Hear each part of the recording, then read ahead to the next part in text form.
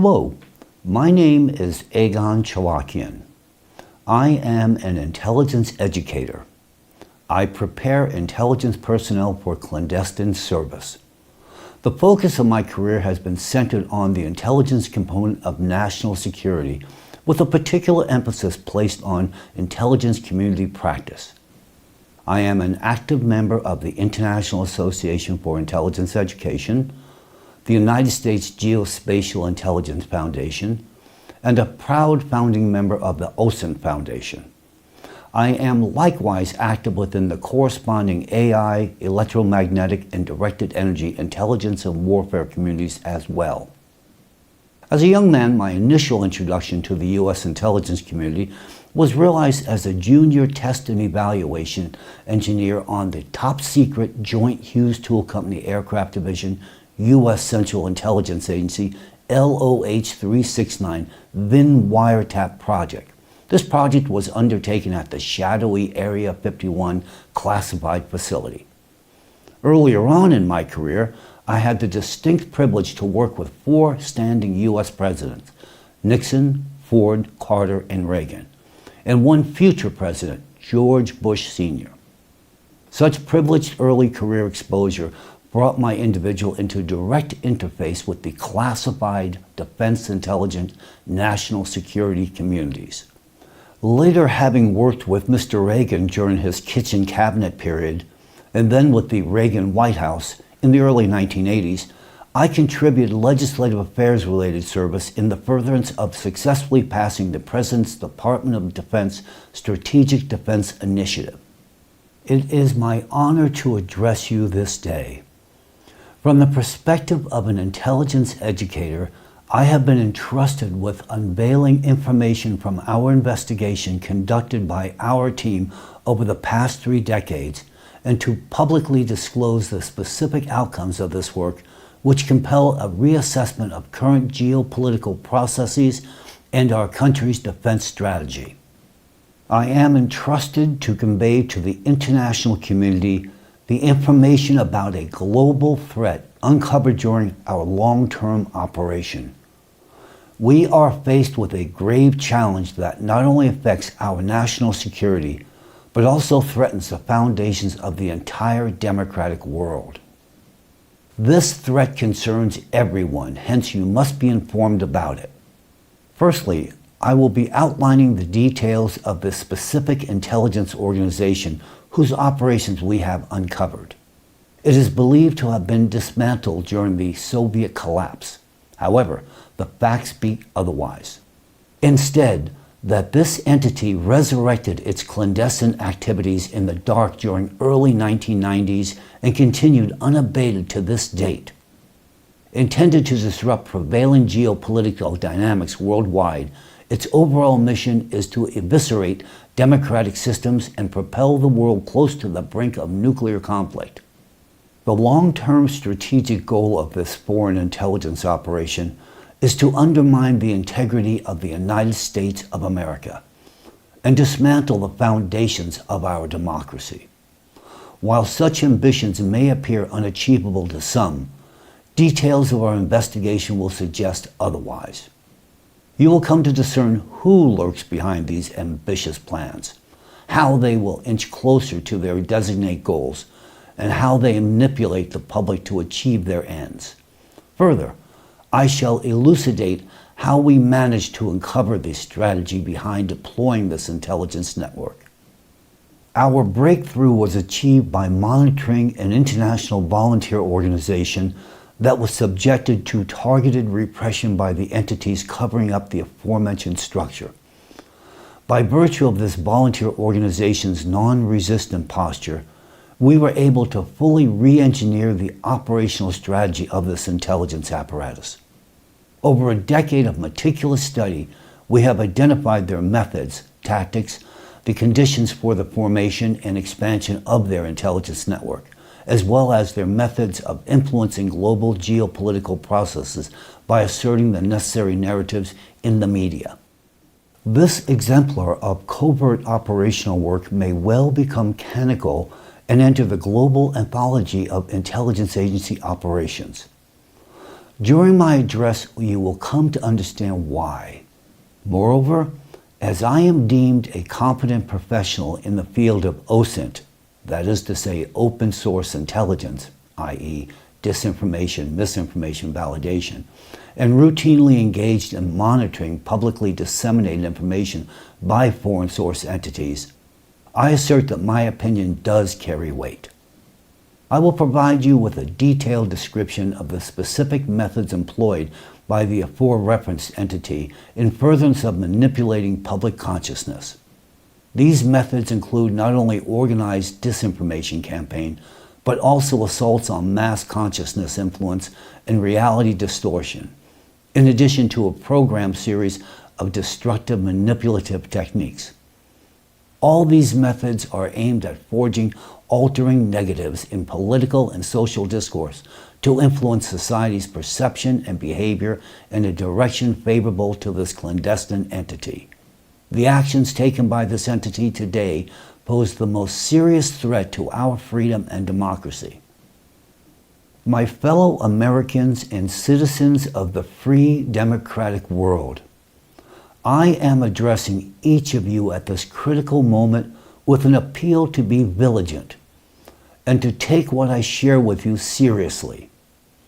We are facing an unprecedented threat in the history of our intelligence, as today's digital technologies enable this entity to implement its manipulative methods much more effectively.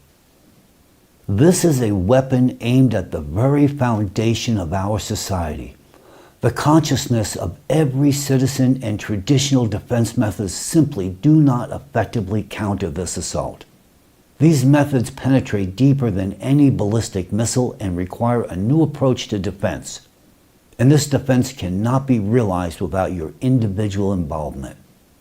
Our investigation started in 1993 when we began detecting in the international information space traces of intelligence and operational activities characteristic of an extremely dangerous organization that we had considered already defunct.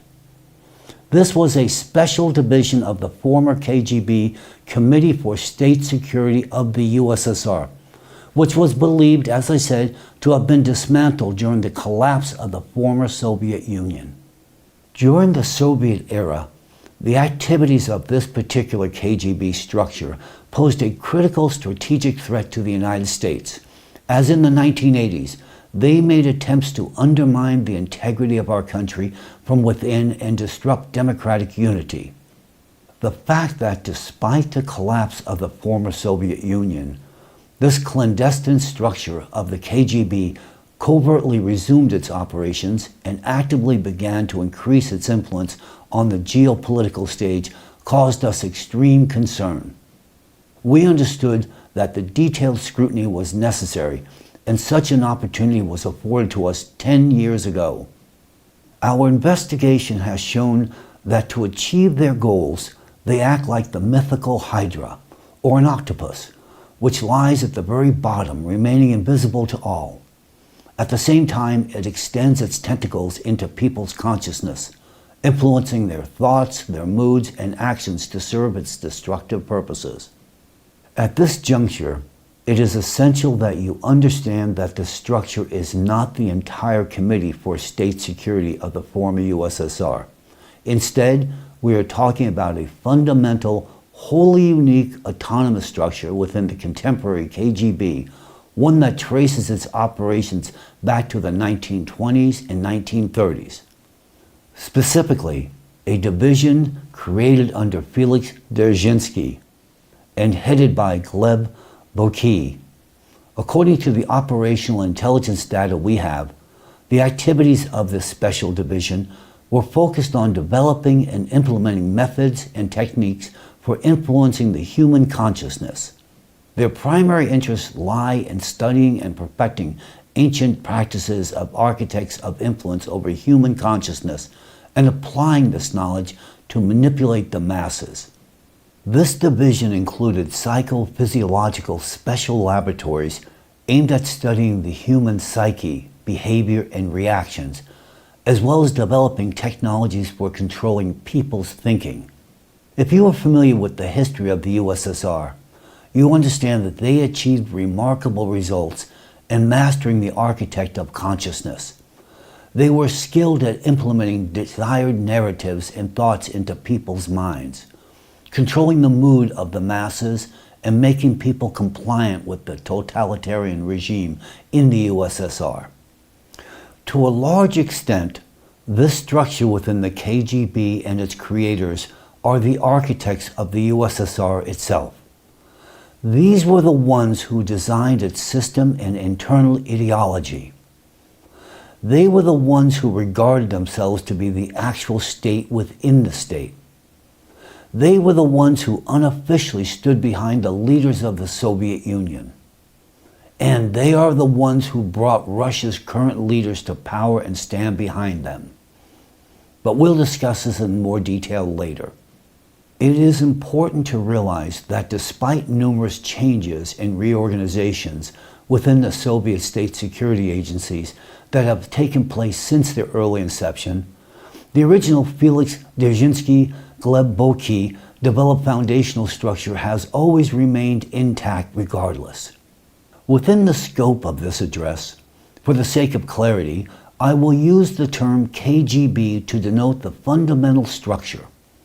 This allows us to focus on the essence of the matter without being distracted by historical nuances. It is implied that KGB in this context refers not simply to the security service in its historical manifestation, but to a deep-seated clandestine structure that continues to pose a threat not only to the United States and to Russia, but to the entire world. By observing their activities during the Soviet Union era, we clearly saw that despite the declared goals of the USSR, the true aim of the KGB at that time was to form a fully controlled superstate with a tyrant leader at its helm and subsequently to create their own world government according to their script. Operating in the shadows, they manipulated events in the USSR, holding the country in an iron grip and steering it towards their objectives. However, their plans crumbled in 1991 when we dismantled the USSR without a single shot fired, a triumph to our intelligence services, the intelligence services of the United States. Our special services conducted a brilliant covert operation, achieving the deconstruction of the Soviet Union through natural, peaceful, and nonviolent means. In doing so, we saved the world from the emergence of a tyrannical state that was already forming under the leadership of this special department. If the collapse had not occurred, despotism and tyranny would prevail throughout the world today. At the time, many believed, even in the intelligence circles, that this KGB structure had also been annihilated by achieving the dissolution of the Soviet Union. However, as we discovered in 1993, this specialized KGB department, the successor to the psychophysical research of the Cheka and the NKVD, not only survived the chaos of the USSR's collapse, but also found a new purpose: revenge. The collapse of the Soviet Union was perceived by the KGB division as a deep personal humiliation and a tremendous blow to their ego. Firstly, they lost an empire they considered their property and an inalienable territory. Secondly, they failed to fulfill their key task, ensuring the security of the USSR, which led to its collapse. Thirdly, the empire they had shaped and led was destroyed by their historical adversaries, the intelligence services of the United States of America. The destruction of the Soviet Union and the successes of our special services were perceived by the KGB as a loss of personal honor and dignity. This became a serious challenge for them. Their primary objective is to destabilize and destroy the integrity of the United States of America as an act of retribution for their past defeat. They do not aim to restore their former empire or conquer new territories. Their current mission is specific, however: the destruction of America by any means available. According to our data, The adversary does not limit themselves in their choice or means in this operation. In pursuit of their goal, they are willing to sacrifice not only the lives of individuals and political figures, but also their former territories. They are even prepared to risk a full-scale nuclear conflict if it aligns with their long-term strategy. We must consider this information in our strategic planning and preparation for the defense of national security. It is important to be aware of the perverse psychophysical methods they use and understand that the main battle is fought in your consciousness. It is also crucial to remain committed to upholding your democratic rights and freedoms. By doing so, you can ensure our collective safety and triumph over this KGB Hydra. Their ambitions are fixated on maintaining their incognito advantage and the possibility of gaining the upper hand over American intelligence agencies, a feat they hold as a badge of honor. They operate covertly, right under the noses of global intelligence services. After all, everyone is convinced that their structures do not exist. But this shadow force methodically sabotages plans for crisis resolution and mutual agreements, positioning its political pieces on the chessboard in a way that their actions seem illogical at first glance. However, the logic becomes quite clear once you understand that an invisible hand is behind their actions. And this certainly doesn't imply that the heads of nations, despite their seemingly illogical statements, are recruited agents of the KGB division. Our investigation has revealed that the architects of consciousness can implant the desired destructive image into the mind of their target through a chain of 5 individuals.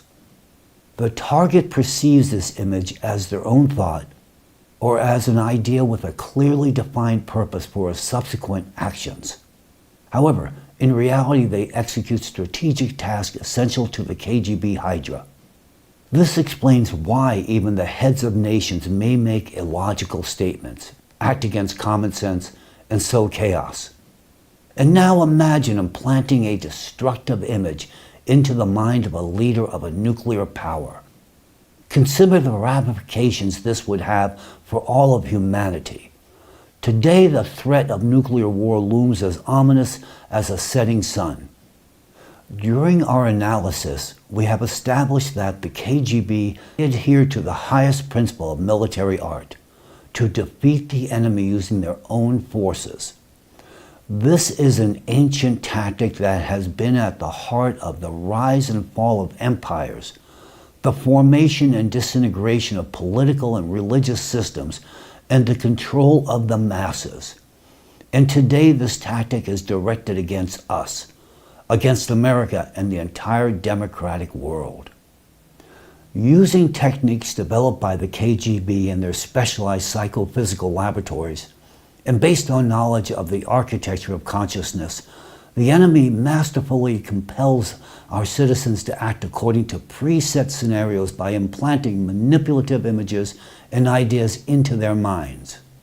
As a specialist in intelligence and disinformation, I can explain that the enemy's methods are based on creating and implanting specific images into people's minds, which then become dormant in their thinking and behavior. The enemy utilizes its knowledge and experience to influence the masses through media and the internet, engaging journalists, politicians, and opinion leaders under their control. In this way, the KGB shapes public opinion and political narratives, even without direct contact with key figures. They skillfully manipulate the information space, creating chains of influence that start with one person and spread until the desired effect is achieved.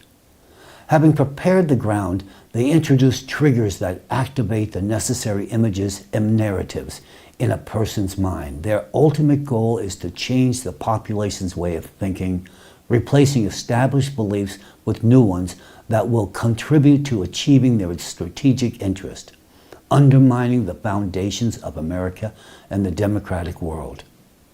In the next section of my presentation, I will cover in detail the operational aspects of our investigation, specific methods that the enemy has used to achieve their strategic goals will be presented.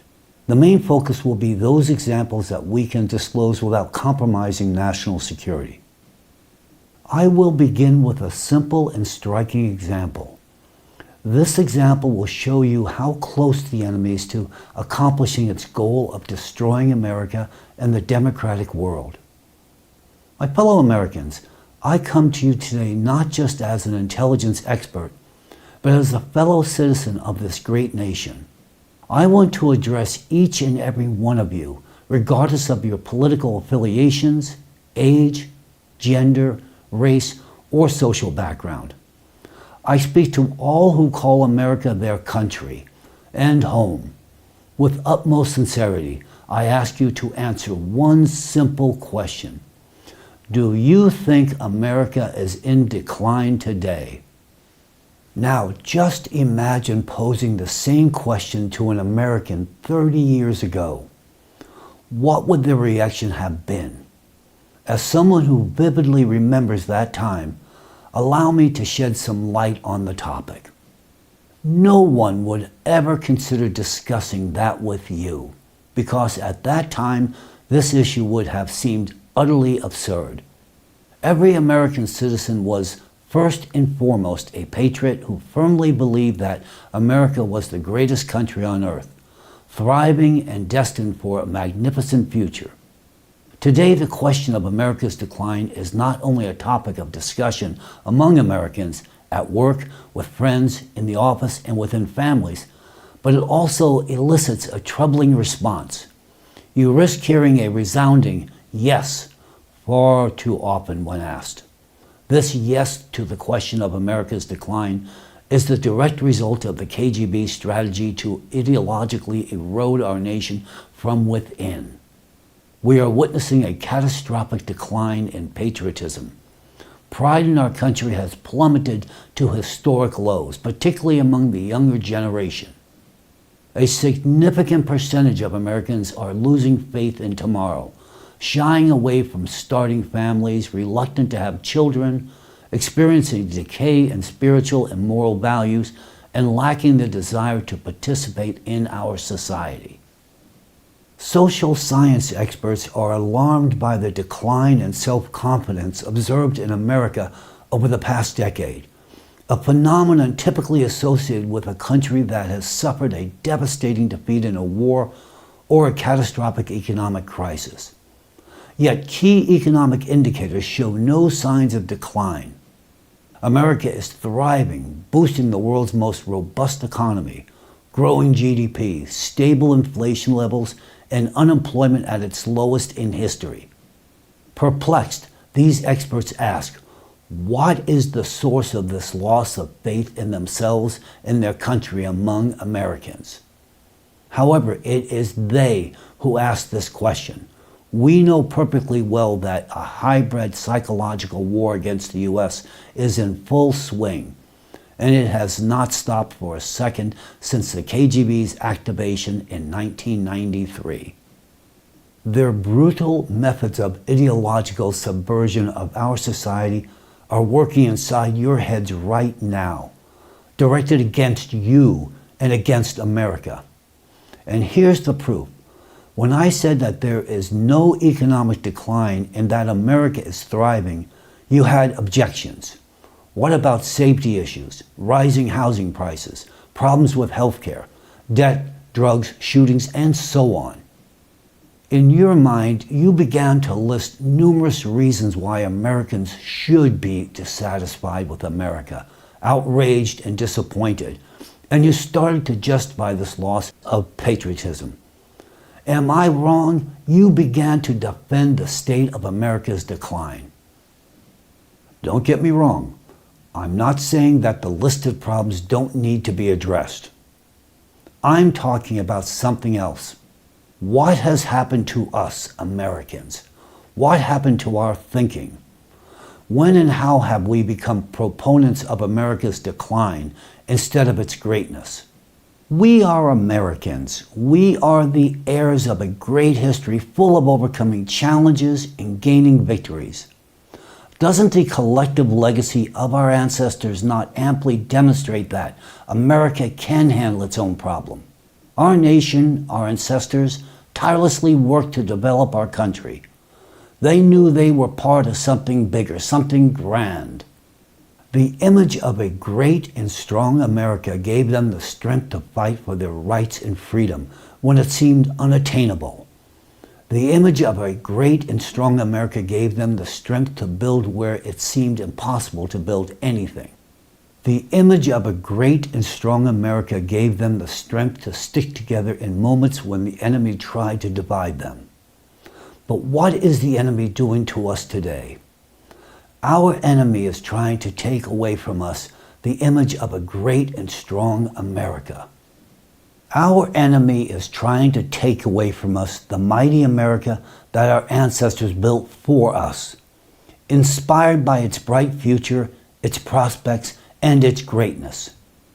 The enemy today, contrariwise, is trying to replace our strong and glorious America with a false image of America as a weak, toxic, hopeless, disintegrating state. A state whose interests you would not want to defend, in whose life you do not wish to participate, on whose land you would not want to live, start a business, or raise a family. A state that you would not mind losing and would be prepared to disband with your own hands. And here it is, the enemy's victory, which begins in our heads, the demoralization of American society and the substitution of its fundamental ideological foundation, the image of America. Our forefathers managed to build a strong America because they saw it as strong. But now, when we see America as weak, we make it weak and contribute to its destruction. And this can only benefit the enemy. How does the KGB ensure that the image of a weak America with no future appears in the minds of Americans? They use information warfare methods developed by these consciousness architects in the behavioral science laboratories. The implementation of the KGB's strategy of demoralization and destroying the enemy with his own hands begins imperceptibly. In the media, under the influence of KGB agents, thoughts about the deterioration of life in the country, the disunity of the people, the weakness of our leaders, the country's loss of strength, and the superiority of foreign states appear with increasing frequency. Often such messages are embedded in a neutral, non-political context, as this way they can penetrate your consciousness without critical analysis. You unconsciously agree with them, changing your initial beliefs, and as a result, you begin to doubt the country, the future, and yourself. To ensure that thoughts of disappointment in America firmly settle in your mind, KGB agents deliberately introduce declining narratives, not only into journalist materials, but also into the language of public figures, including politicians. Under the influence of KGB agents, the emotional tone of the news is artificially changed to a pessimistic one. Open studies show that since 2018, the tone of economic news in the United States has become more negative, despite stable economic indicators. And since 2020, the mood of the news has become even gloomier. As a result, today we see young people, the future of our nation, losing faith in America under the influence of distorted images imposed from the outside. They are descending into inaction, delusion, apathy, and even worse, drug addiction. The lack of critical thinking makes them vulnerable to psychological manipulation, undermining the foundations of our democratic society. Notice that this trend is not limited to our country alone. It is spreading throughout the Western world, where young people are losing faith in democratic values and principles, just as in America. Perhaps you're wondering how KGB agents appear in American and global mass media. Today we will talk about this in detail. But for now, I'll say briefly that our investigation has shown that as part of the KGB's global strategy to undermine democracy, One of their tactical objectives is to expand their network of agents within the global mass media arena. This task involves not only recruiting journalists, but likewise requires identifying potential agents among them, whose personal characteristics are compatible with future KGB. That is to say, journalists who are pliable, greedy, susceptible to extortion, prone to bribery, and willing to spread lies. The KGB seeks journalists guided solely by selfish interest rather than ethical interest. They need journalists who are indifferent to their country's national security and long-term future. I ask you all, do you not see vivid examples of such evidence manifested on our television screens every day in contemporary America? Anyway, the KGB needs journalists who are ready to betray their state's interest and not ashamed to work for the enemy. It is with the aid of such journalism's worst representatives that the KGB advances its destructive narratives in global media, both politically and socially, steering our democratic society towards self-destruction. To discreetly but effectively identify such dishonest and, most importantly, easily controlled individuals among the ranks of global media, the KGB conducts a series of non-standard information operations that can last for years, sometimes decades. One such operation, which you will learn about in detail today, involves the KGB organizing high-profile disinformation campaigns aimed at deliberately discrediting various organizations or individuals. The purpose of these disinformation campaigns orchestrated by the KGB is to identify those journalists who are willing to create and spread slander and lies, willfully destroying the reputation of individuals, those ready to violate journalistic ethics, rights, and freedoms of others, thereby opposing the Constitution of their country and democracy itself. The fact that the KGB is forced to invest a lot of time and effort to identify and recruit suitable journalists underscores that the majority of representatives of global journalism are indeed honest and decent people who stand guard over freedom and truth and do not succumb to attempts at manipulation. The few journalists who succumb to bribery, lies, and deceit constitute the active media army of the KGB, which is currently being used to undermine the foundations of global democracy and, most frighteningly, to destroy America. It's critical to note that the KGB remains unnoticed as an entity in these activities. They carry out their operations through third parties. Recruited agents identify new agent prospects, distribute informational tasks and guidelines, and convey the right ideas to specifically receptive individuals. Through these targeted actions, we receive deliberate doses of poison in the information space, contaminating our minds, thoughts, and hopes. They implant hopelessness and disillusionment about our own country within us. The toxic images that the enemy is implanting in the minds of Americans through their agents of influence today are not only those of a weak and debilitated America. It is the image of a destroyed America. This embedded image consequently culminates in adverse events for the U.S. on the global stage. Let me explain. With a sufficient degree of confidence, I have every good reason to believe that the forthcoming November U.S. election will be undertaken with minimal KGB interference. However, the following U.S. election cycle in 2028 will be an entirely different story. At this latter point in time, I am confident that the KGB will be in full control of the U.S. national election influencing mechanism, which will lead to a subsequent civil war in the United States, developed upon a KGB-orchestrated U.S. political divide, where Americans will be killing each other with brutality and hatred, not even suspecting that they are doing so for the sake of the KGB's victory. Does this scenario seem unreal to you? More than 10 years ago, the people of Russia and Ukraine harbored a similar impression, I rather suspect. They also believed that a war between their countries was unimaginable. Yet now it's happening in reality. They are dying by the hundreds of thousands at each other's hands. But who is truly behind this conflict? While we are led to believe every day that one sole individual, i.e. Vladimir Putin, is wholly responsible for this entire conflict, do we honestly believe that the KGB does not have its fingers in this pie? What purpose does the war in Ukraine serve, and whose interests are being advanced?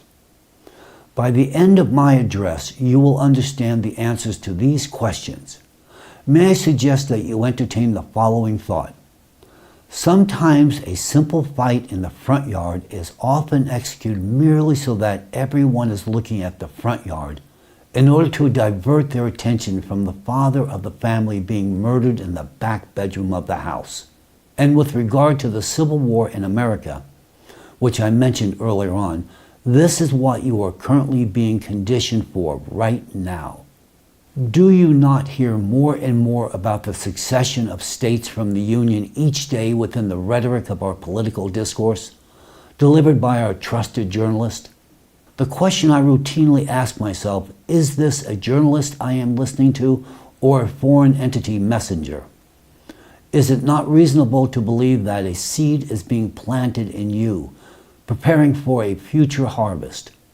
Fellow Americans, I want to re-emphasize that the contemporary offspring of the original Soviet KGB Committee for State Security of the USSR does not play on behalf of Russia or any other country. Instead, they are driven exclusively by revenge against the United States. Put politely, they want payback, leaving no room for mediation. That is why the danger we face is colossal and unique.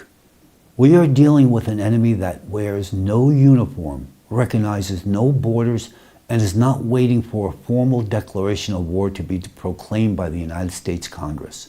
The apparatus this enemy employs against America has already permeated borders of this country by virtue of its ability to implant fabricated, conscious, manipulated regulation of the public psyche. Therefore, your awareness and critical thinking skills ought to be first line of defense. After all, the foundation of America is you. Governed by your personal thoughts and beliefs, America's foundation is merely a reflection of the indomitable positive belief we harbor for the future of this country. The enemy is robbing us of our belief in America's future and aggressively undertakes a campaign centered on eroding our democratic foundation. From my perspective, it is ironic to realize that America is being successfully attacked by a Soviet KGB-designed invisible illusion, voluntarily received via television and social media platforms, and routinely touted by our politicians daily. This is why I am making this address directly to the American public, to ensure America's security. I urge you to view this entire video until its end. It's our collective responsibility to counter the manipulative influence imposed upon the American public by the KGB. American citizens are turning on their own country by virtue of this deceptive information campaign created, administered, and visited upon the United States by its acknowledged adversary, the KGB. Only by knowing and acknowledging this inside can you then entertain the prospect of reversing the damage already realized.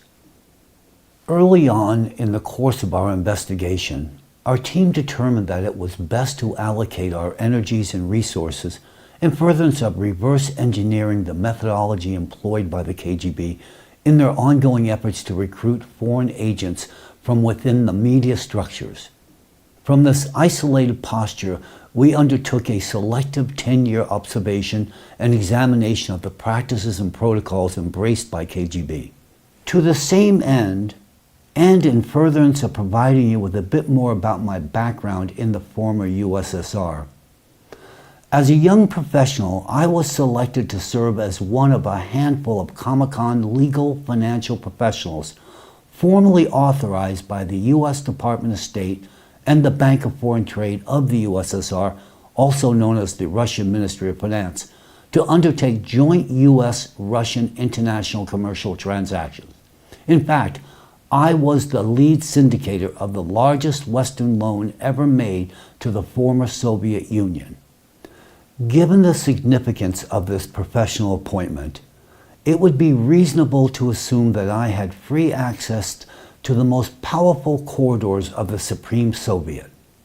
While enjoying an extraordinary degree of monitored freedom of travel within the former Soviet Union, I became affiliated with a closed group of scientists engaged in rather sophisticated climate change research, centered on the impact of climate change upon the Earth, seeking viable solutions.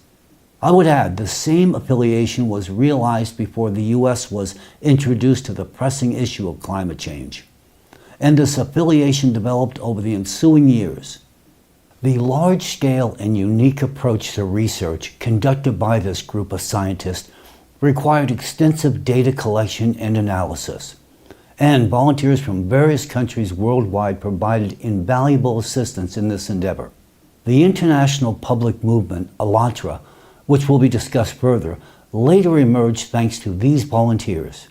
These volunteers conducted meticulous research and analyzed data on the climate and geodynamics of the planet, from ancient mentions to the present day. Regardless, from the early 2014 period, I began to hear rumors of volunteer service providers involved in the climate movement being targeted in public smear campaigns, and this is where the story begins. While recognizing, as already indicated earlier on, I harbor a personal and professional interest in the intelligence community-driven activities, and because of my keen interest, coupled with my involvement with both former Soviet Union and emerging Russian Federation, our team quietly commenced the study of KGB disinformation, misinformation activities visited upon both Russian and foreign citizens alike. Accordingly, the smear campaign I just mentioned garnered our undivided attention. With this said, before I delve into the detailed description of the KGB's destructive methods and the specifics of their operation to discredit the mentioned organization, ALLATRA, I would like to explain what this organization is and under what circumstances I became acquainted with it, as these details play a significant role in understanding the whole picture. So, ALLATRA is a volunteer movement that was born out of people's deep concern over the global threat of climate change.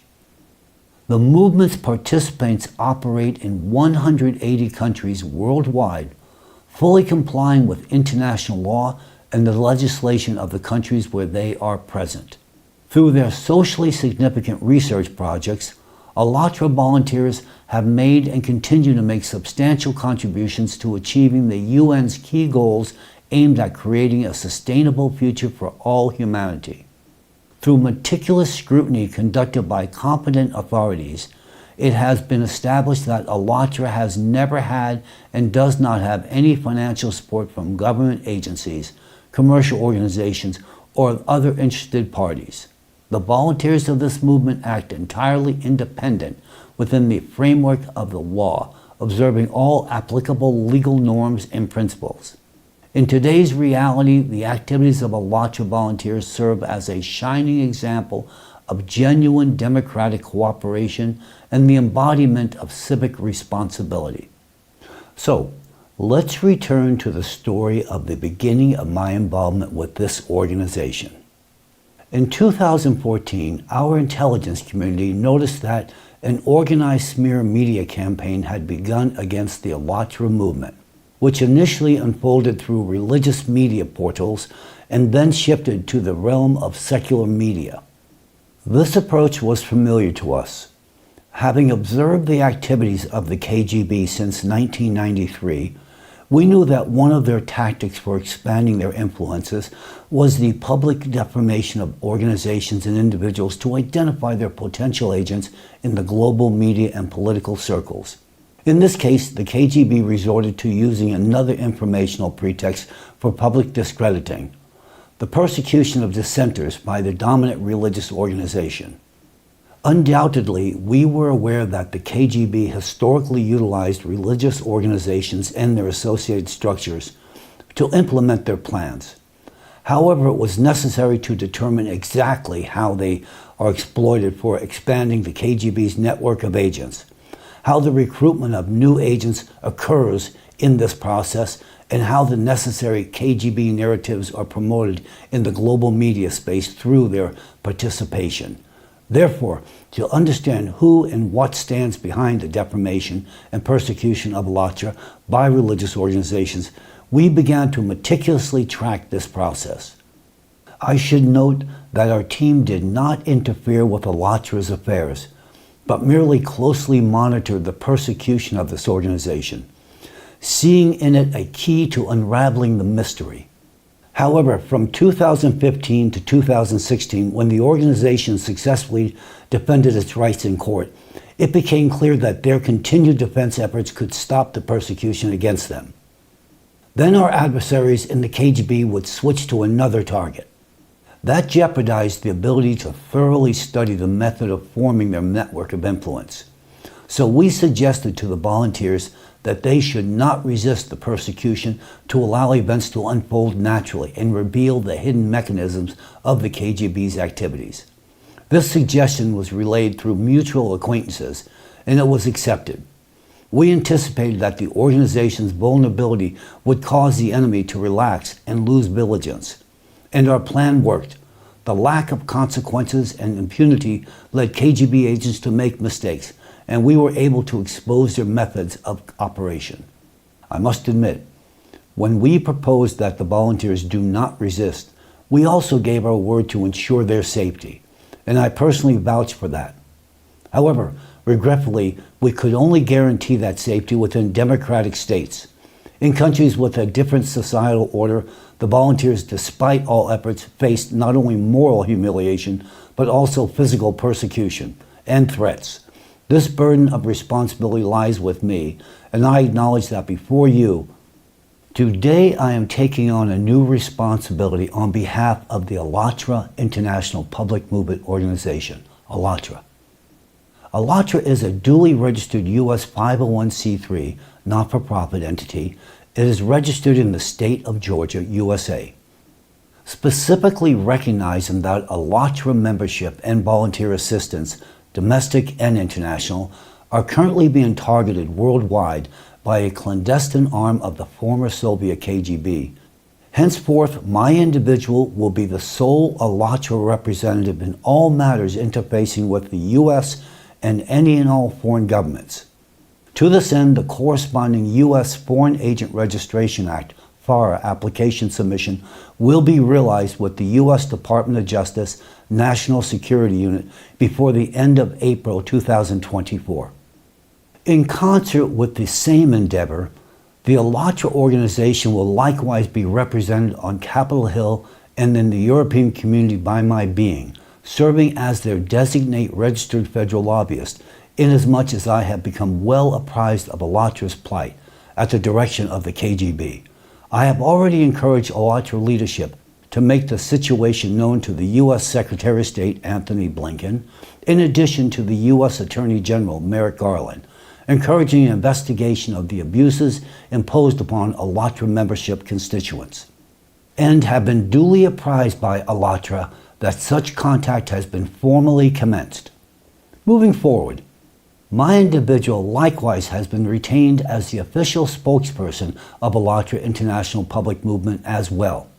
It is a particular honor for me to defend Alatra and its volunteers because it is thanks to the patience and perseverance of these people who have endured public discredit, persecution, and harassment for 10 years that we have been able to uncover specific schemes of the covert operations of the KGB to expand its network of agents.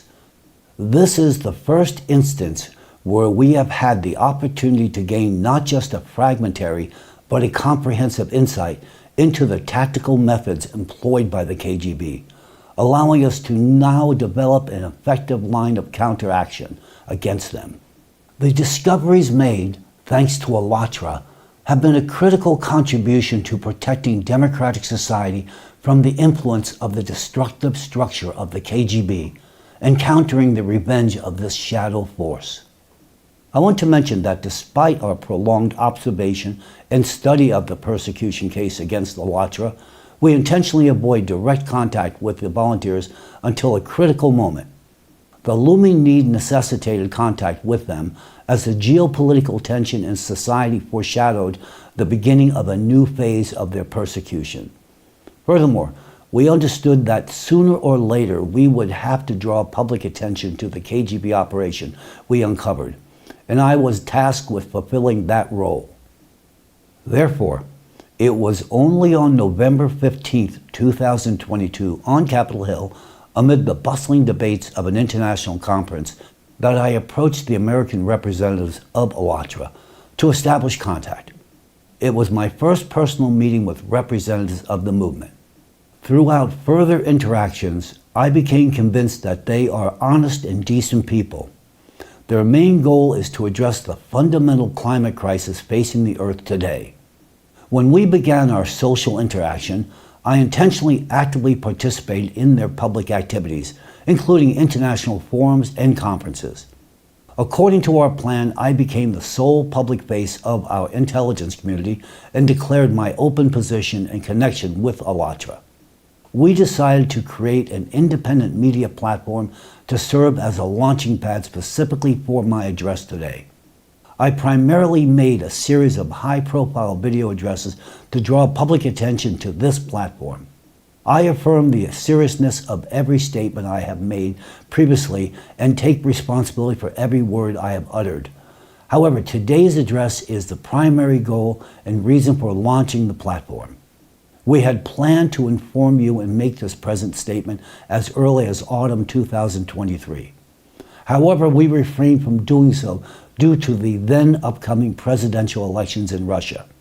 We simply did not want our statement to be perceived as interference in the elections, nor did we want to influence the conscious choice of the Russian citizens. Unlike the KGB Hydra, we remained civilized even during times of war. We chose this format to deliver my message for a few reasons. Firstly, we understand perfectly well that the KGB operatives have permeated different levels of the media and have a number of politicians under their influence. Therefore, we decided that the statement should be made through an independent channel where we can regulate our own discourse, unabated by any parties or agencies privy to the matter at hand. We strive for an open dialogue so that you can hear and understand my message in a calm environment, undistracted by external interference. In the future, undoubtedly, there will be press conferences, official investigations, even Senate hearings and other events along with strong pronouncements on this issue. It is inevitable, but right now the most important thing is to convey this information directly to you personally. You are an integral component in the enemy's strategy. Therefore, it is your position that needs to be strengthened with knowledge and truth. The choice for such a direct communication format is driven by the fact that in the war waged by the KGB against America, the battlefield is your mind. To explain to you maneuvers of the enemy and to ensure you do not fall victim to them, an honest, candid, and extensive conversation is required. Whereas at a press conference, you would only receive a fragmented understanding of what is happening. Your fragmented understanding plays into the hands of the enemy because they can easily manipulate your fragmented perception of facts and distort them to their advantage. Our goal is to provide you with a holistic understanding of what is happening, to show the causal connections, and to help you learn to discern the manipulative tactics that KGB agents use against you. You need to learn how to distinguish the false images created by the architects of consciousness from your true ones and how to develop critical thinking. All this takes time and explanation. That is why we have arrived at this communication format, where in a calm setting we can explain everything to you in detail. If you do not grasp the full essence of what is said the first time and need to re-listen, you can do so whenever convenient for you. And once you understand it yourself, you can explain to those who don't. Societal cohesion is far more vital than noisy debates and official statements. We realize that KGB agents have permeated quite deeply into the media space. Still, we are confident that there are many democratic media outlets and journalists who are not subject to their influence and who value freedom of speech, truth, and democracy. We are confident that such media will support our common cause. We are allowing every media outlet to independently determine its position, to choose democracy or the side of the KGB. That is why we also chose the direct communication format based on the principle of freedom of choice. We are prepared for a lengthy investigation process, during which time everyone involved in KGB activities will be identified and held accountable. No one will be able to evade responsibility, and everyone who acted against democracy and in the interest of the KGB will face well-deserved punishment. We have accumulated extensive facts and evidence during the course of our investigation. However, we will refrain from disclosing such intimate insights so as not to compromise the integrity of such investigatory labors. Instead, I will be providing you with enough information for you to grasp the scale of the threat and how to counter it. I want you to note that only our descendants will be able to fully appreciate the scale and importance of the message I am delivering today. Now, let's dive into the heart of our investigation. Why did the KGB choose Alatra as a victim in their sophisticated information war? First and foremost, Alatra has no one backing them. The organization has no patrons, no protection from the political establishment of any country, and no external funding. It's simply a free, voluntary association of people, which makes it highly vulnerable to a smear campaign. Secondly, Alatra volunteers are actively engaged in public activities in many countries around the world. The organization is known on an international level, which means that for the KGB, this is an opportunity to use the precedents of their persecution to create new agents of influence in the media and political circles of many countries. And thirdly, Alatra engages exclusively in lawful and transparent activities, bringing tremendous benefit to society. This is precisely why the KGB chose it as a testing ground for refining information warfare methods. In this case, KGB used a law-abiding organization in order to launch a campaign of discrediting against it, artificially creating a negative image and provoking journalists to produce slanderous and false materials about it. Thus, dishonest journalists actively involved in the smear campaign against Alatra become KGB agents and working channels for further spreading the KGB's destructive narratives to the masses. These actions are part of a broader strategy aimed at systematically undermining the foundations of democracy worldwide.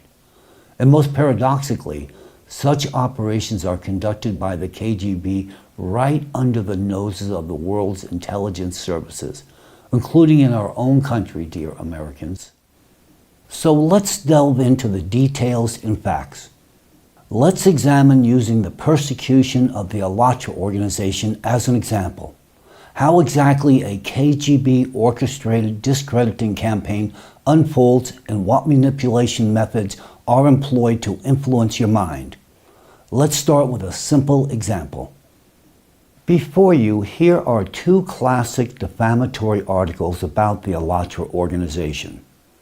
As you can see, they have similar titles, contain identical demonizing phrases and labels, and globally share negative rhetoric regarding the organization and its volunteers. However, despite the obvious similarity in narratives, these articles are authored by different individuals, published in different publications, and even in different countries. Countries that have been actively opposing each other since 2014 and since 2022 are in a state of acute military conflict. and their usual rhetoric in the media space is diametrically opposed. These countries are Ukraine and Russia. However, paradoxically, in this case, despite the total hostility between these two states, we observe a remarkable similarity in the content of these defamatory articles. I want to draw your attention to the specific identical stigmatizing terms used in both countries to label the Alatra movement. These terms include sect, totalitarian sect, and destructive sect.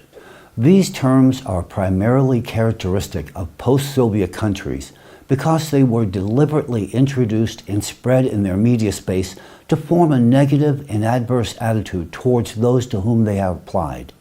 The term totalitarian sect was introduced into wide circulation in the post-Soviet space in 1993, and it was used to define organizations that pose a danger to people and the state. The term destructive sect is synonymous with the concept of a destructive cult and refers to organizations that cause physical or moral harm to individuals and society. Thus, by using the term destructive sect in relation to the Alatra organization, journalists, the authors of slanderous articles in both countries, unjustly accuse Alatra participants of causing harm to people and society, something they have not done. Specifically note that the article's text in both countries features similar or identical rhetoric, identically insulting comparisons targeting the organization, identical phrases taken out of context. Also, journalists exploit the existing animosity between countries, crafting false accusations against the Alatra organization that align with the political and ideological sentiments of each country's residents. Take a look for yourself. For residents of Russia, journalists label Alatra as pro-Ukrainian sect, pro-American sect, sect funded by the West, and as a project of the SBU, Security Service of Ukraine, and so on. And for residents of Ukraine, on the contrary, Alatra is labeled as a pro-Russian sect, sect of Russian world, and a project of FSB, Federal Security Service of Russia. Moreover, such emotionally stigmatizing labels are used as Putin's sect, sect that worships Putin, and sect where Putin is their god. This method is based on making accusations that have no real basis, but serve as a kind of trigger for negative reverberations within the respective country. According to the discrediting campaign orchestrated by the KGB, in Russia, Alatra is labeled pro-Ukrainian and funded by the West, while in Ukraine it's deemed pro-Russian and financed by Russian intelligence services. These are absurd accusations that contradict each other. The use of identical discrediting methods in both countries, where even article headlines sound alike, with only the names of intelligence services changing, depend on the audience. Further evidence of meticulously planned disinformation campaign with a single instigator.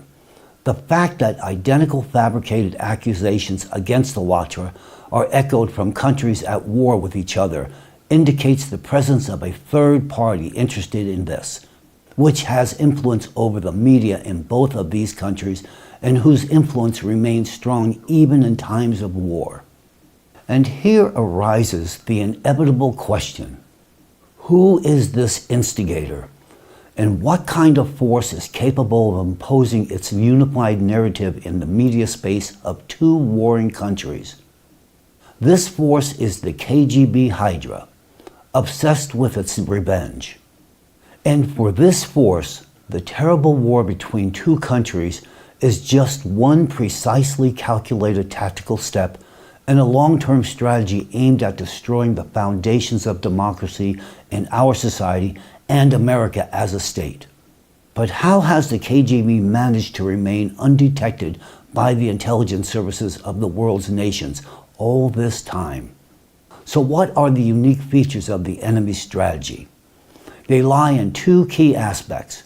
Firstly, the information attacks orchestrated by the KGB are carried out by their apparatus not directly but through a system of two-tiered camouflage. The KGB uses two front organizations as cover, within which KGB agents are present. These organizations perform the primary dirty work in discrediting campaigns. The KGB Hydra masks its interest under the guise of these organizations' interest while remaining unnoticed itself. The second feature of the KGB's information war strategy is the creation of a high-profile and, most importantly, long-lasting precedent that is intentionally prolonged over time and gains domestic and international coverage. This strategy allows the KGB to involve and thus bring under its influence a greater number of media outlets, public figures, human rights organizations, and governmental bodies, not only in the countries under the primary influence of the KGB, but also beyond their borders. The execution of this KGB strategy results in its agents appearing virtually everywhere, across all spheres and sectors of our society. While analyzing the KGB's information strategy to discredit ALLATRA, we naturally noticed that the first publication containing allegations against ALLATRA came from the perspective of the Church, specifically the Moscow Patriarchate. A series of articles with identical rhetoric and secular publications followed that. Moreover, these materials clearly deviated from the standard editorial policy of these media outlets, which is one of the indications that the articles were commissioned. Take a look at the timeline of the appearance of discrediting publications about ALLATRA, starting from 2015. Pay special attention to the publication highlighted in red and dark burgundy. These are the articles that served as catalyst and initiated a series of subsequent publications referring to them. It is important to note that these catalyst articles often originated from platforms belonging to or associated with a specific religious organization, the Russian Orthodox Church of the Moscow Patriarchate. This is the first front organization through which the information attack on the ALLATRA movement is conducted. For simplicity in this discussion, I will refer to it simply as the Russian Orthodox Church, or the ROC. As it was revealed, the slanderous materials published on church resources not only triggered a chain reaction in the media space, but also shaped the main narrative that other publications adopted, both in Russia and Ukraine, as well as other countries. It was the Russian Orthodox Church sources that first resorted to the time-tested technique of demonization and attaching the aforementioned stigmatizing labels such as occult sect, pseudo-religious cult, totalitarian sect, and destructive sect to ALLATRA. Of course, given the absence of unbiased scientific expertise, a corresponding court decision, or factual evidence, journalists had no legal grounds for using such terms about this organization. However, secular media outlets picked up on these same narratives that disparaged ALLATRA. This also indicates that a bribery campaign was organized in the media, involving journalists and editors. Otherwise, no sensible person would publish false material that poses a potential threat to the media outlet's reputation. It's particularly striking why the leading media outlets in Ukraine, including state media, have picked up narratives originally stemming from the Russian Orthodox Church. To discredit the ALLATRA organization, a traditional set of anti-cult methods was employed. These methods have been used throughout the history of our society and were refined in the psychophysical laboratories of the KGB. Today you can witness the applications of these sophisticated techniques designed to manipulate your opinion about politicians, public figures, and organizations. For instance, there's the white thread sewn into black cloth method. The essence of this method lies in deliberately drawing associations between the ALLATRA organization and destructive terrorist extremist structures, as well as religious organizations that have harmed society or have a widely known negative reputation within the context of a publication. This is done to transfer the negative characteristics of these structures onto alatra and manipulate the perception of the reader or viewer. Just like a white thread sewn into black cloth appears gray from a distance, and you need to look closer to see its true color, the same applies to uncovering the truth about an organization's activities.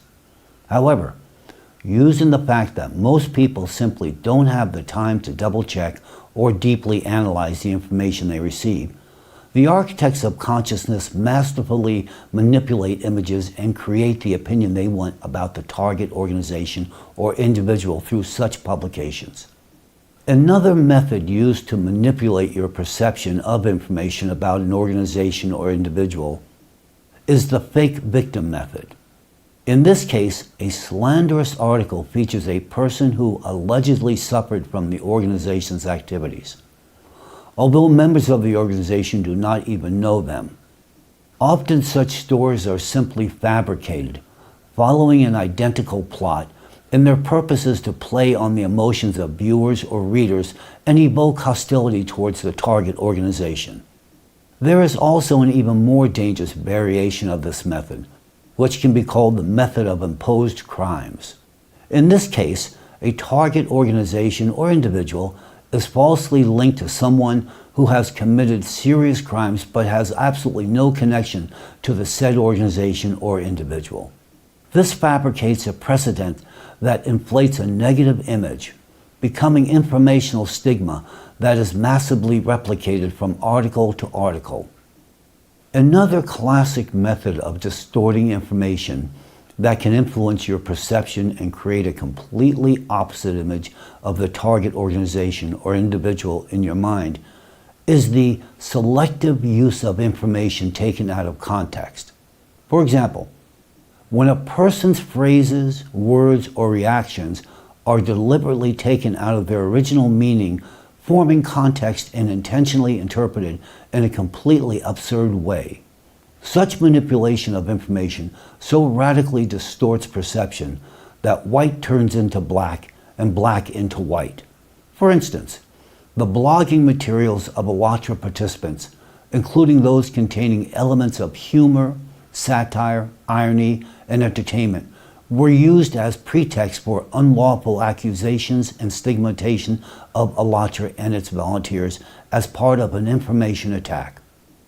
In slanderous articles, these materials are deliberately taken out of context and falsely interpreted, focusing the reader's and viewer's attention on a narrow range of fragmentary information while ignoring the broad context of alatra's activities.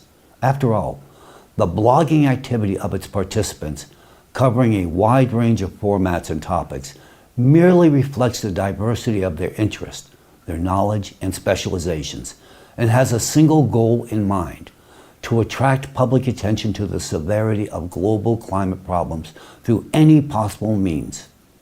In the course of advancing this information war, the adversary is not interested in real goals and objectives of members of target organization because these members are merely objects of persecution and a means to achieve their hidden interest. At the core of all KGB information attacks is one fundamental element: lies. The more absurd they are, the more effective. It's not just misconceptions or distortions of facts, it's deliberate lies about the activities of organizations or undesirable political or public figures that become targets of such attacks. The primary tool used in these operations is demonization. In this way, the KGB, using the Russian Orthodox Church as a puppet organization and employing the above-described manipulative methods in the media, demonized the association of ordinary volunteers, alatra, by addressing a defensive lamb in wolf's skin. They needed to artificially create the monster they required to involve the masses in its persecution. These masses, through their participation in the persecution, became de facto carriers and disseminators of KGB narratives, which means they become accomplices and tools of their revenge. The methods of manipulating public consciousness that we have examined which are used by KGB agents to discredit Allatra, are not something new. These methods, along with many others, have long been used by the architects of consciousness, whose successors are the KGB. They were even employed in the most famous unjust trial in the history of mankind. But we will talk about that later. For now, let's just return to our investigation. Since we already understood the strategy and tactics of the adversary and their modus operandi, we were able to register a significant increase in KGB activity in 2020. Our analysts identified a series of social and economic markers indicating that the adversary had entered an active phase of operations and begun mobilization measures to achieve their ultimate goal. In the same year, 2020, we noticed a sharp, unprecedented surge in discrediting publications about Allatra. This in turn meant that there had been a significant influx of financial resources into this discrediting campaign for bribing even more journalists. This suggests that the KGB urgently needed to increase the number of their agents of influence in the media. It's important to note that the discrediting of Allatra is just one of many elements of their global plan. The fact that there was a spike in activity concerning Allatra meant that the KGB also intensified its efforts in other areas in a similar manner.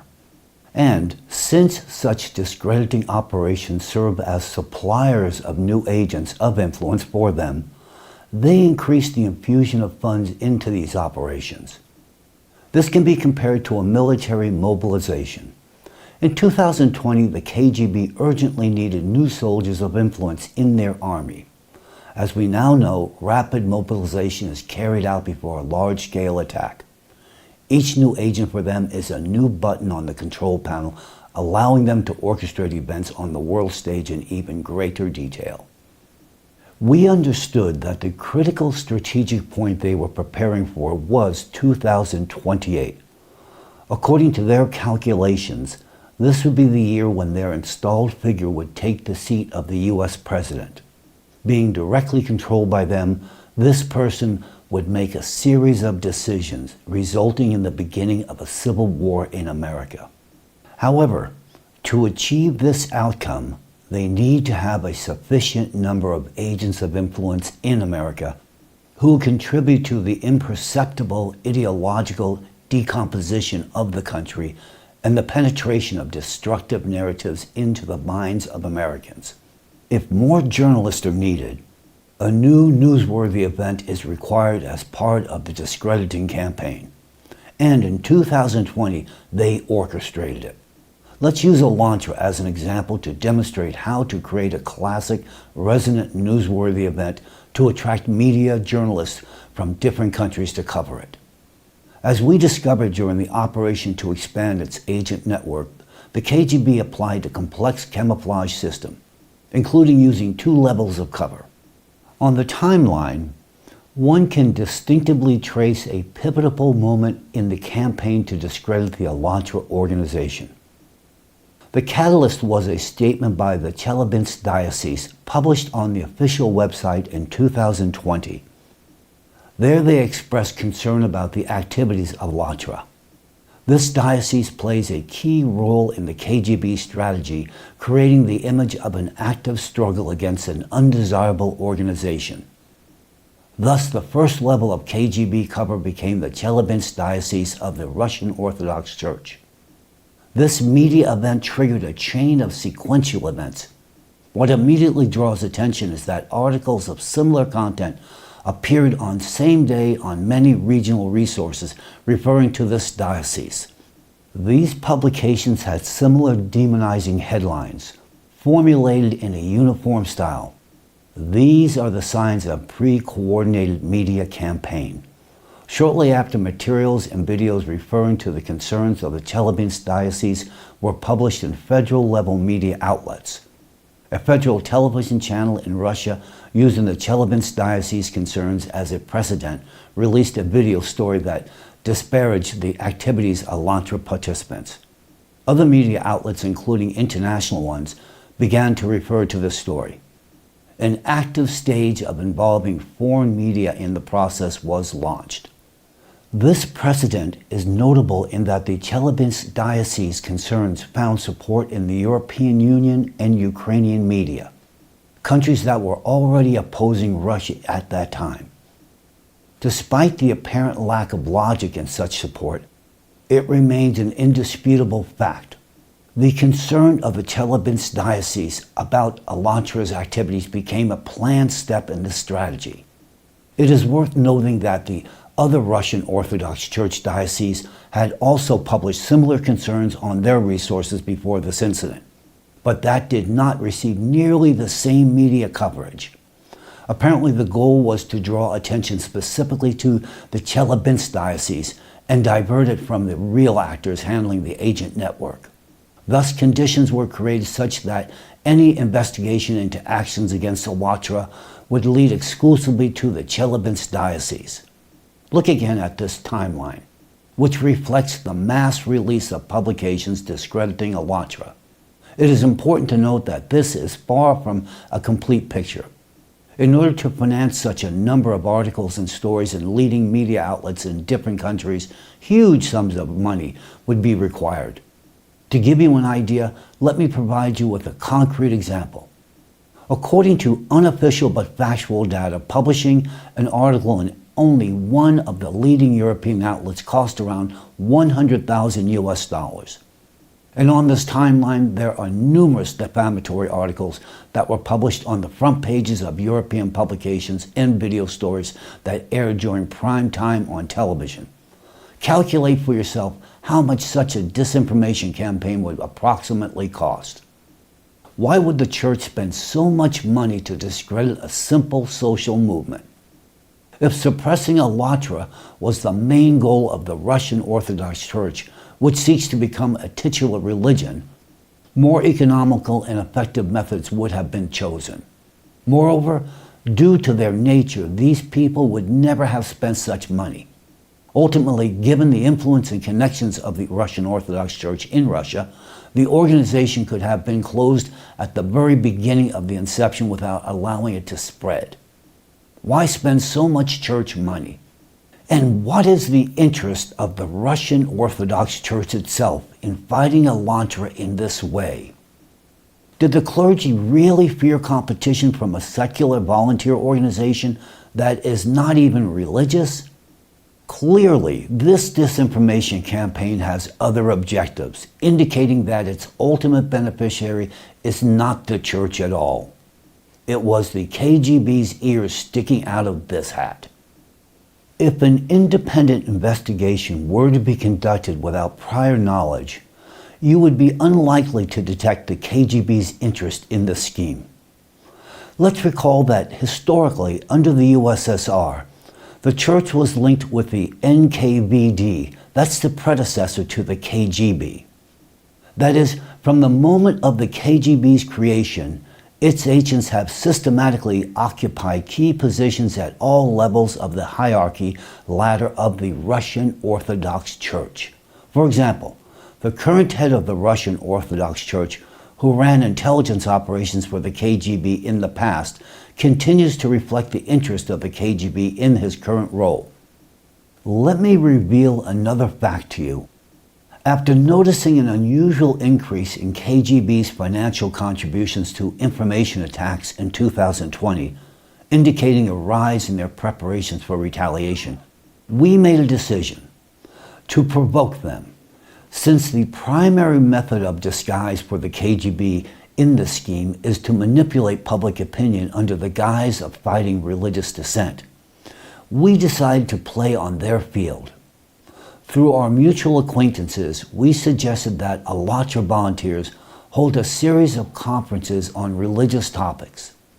Soon, several international online conferences were organized, focusing on analyzing Islam and Christianity's historical development. These conferences were based on verified scientific research and were conducted within the framework of law and general principles of democracy.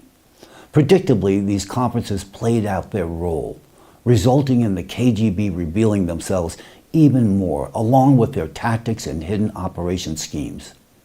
Thus, from this example, we see that the KGB uses the church as the first level of facade for all its activities.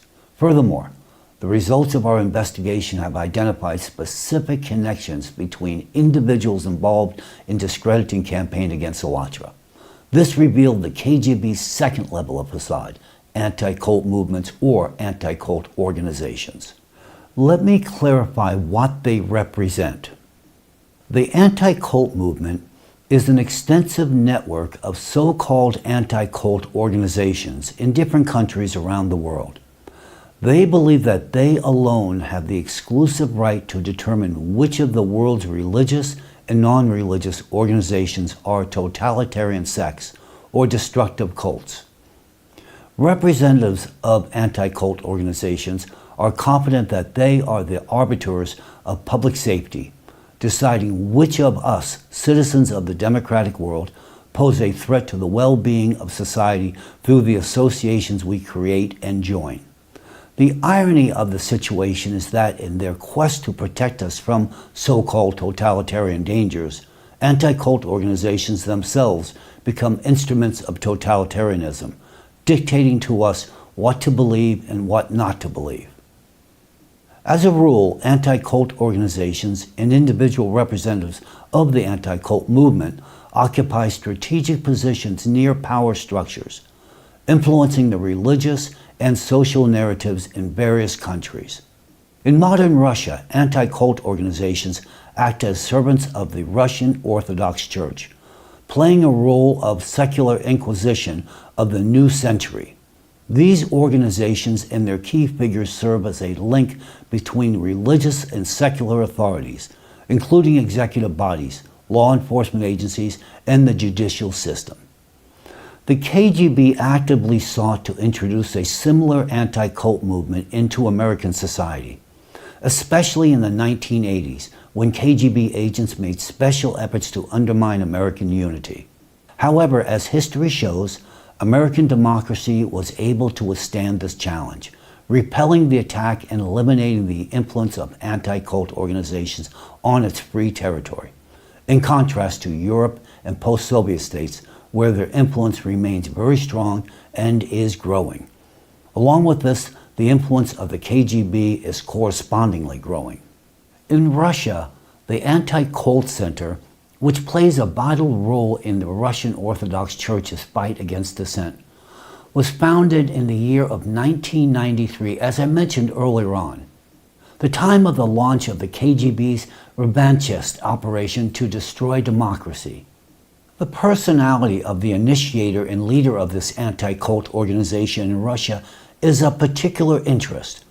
A thorough investigation into this person's biography revealed previous ties to the KGB and evidence of carrying out tasks that align more with those of a recruited agent rather than a natural researcher of religious cults.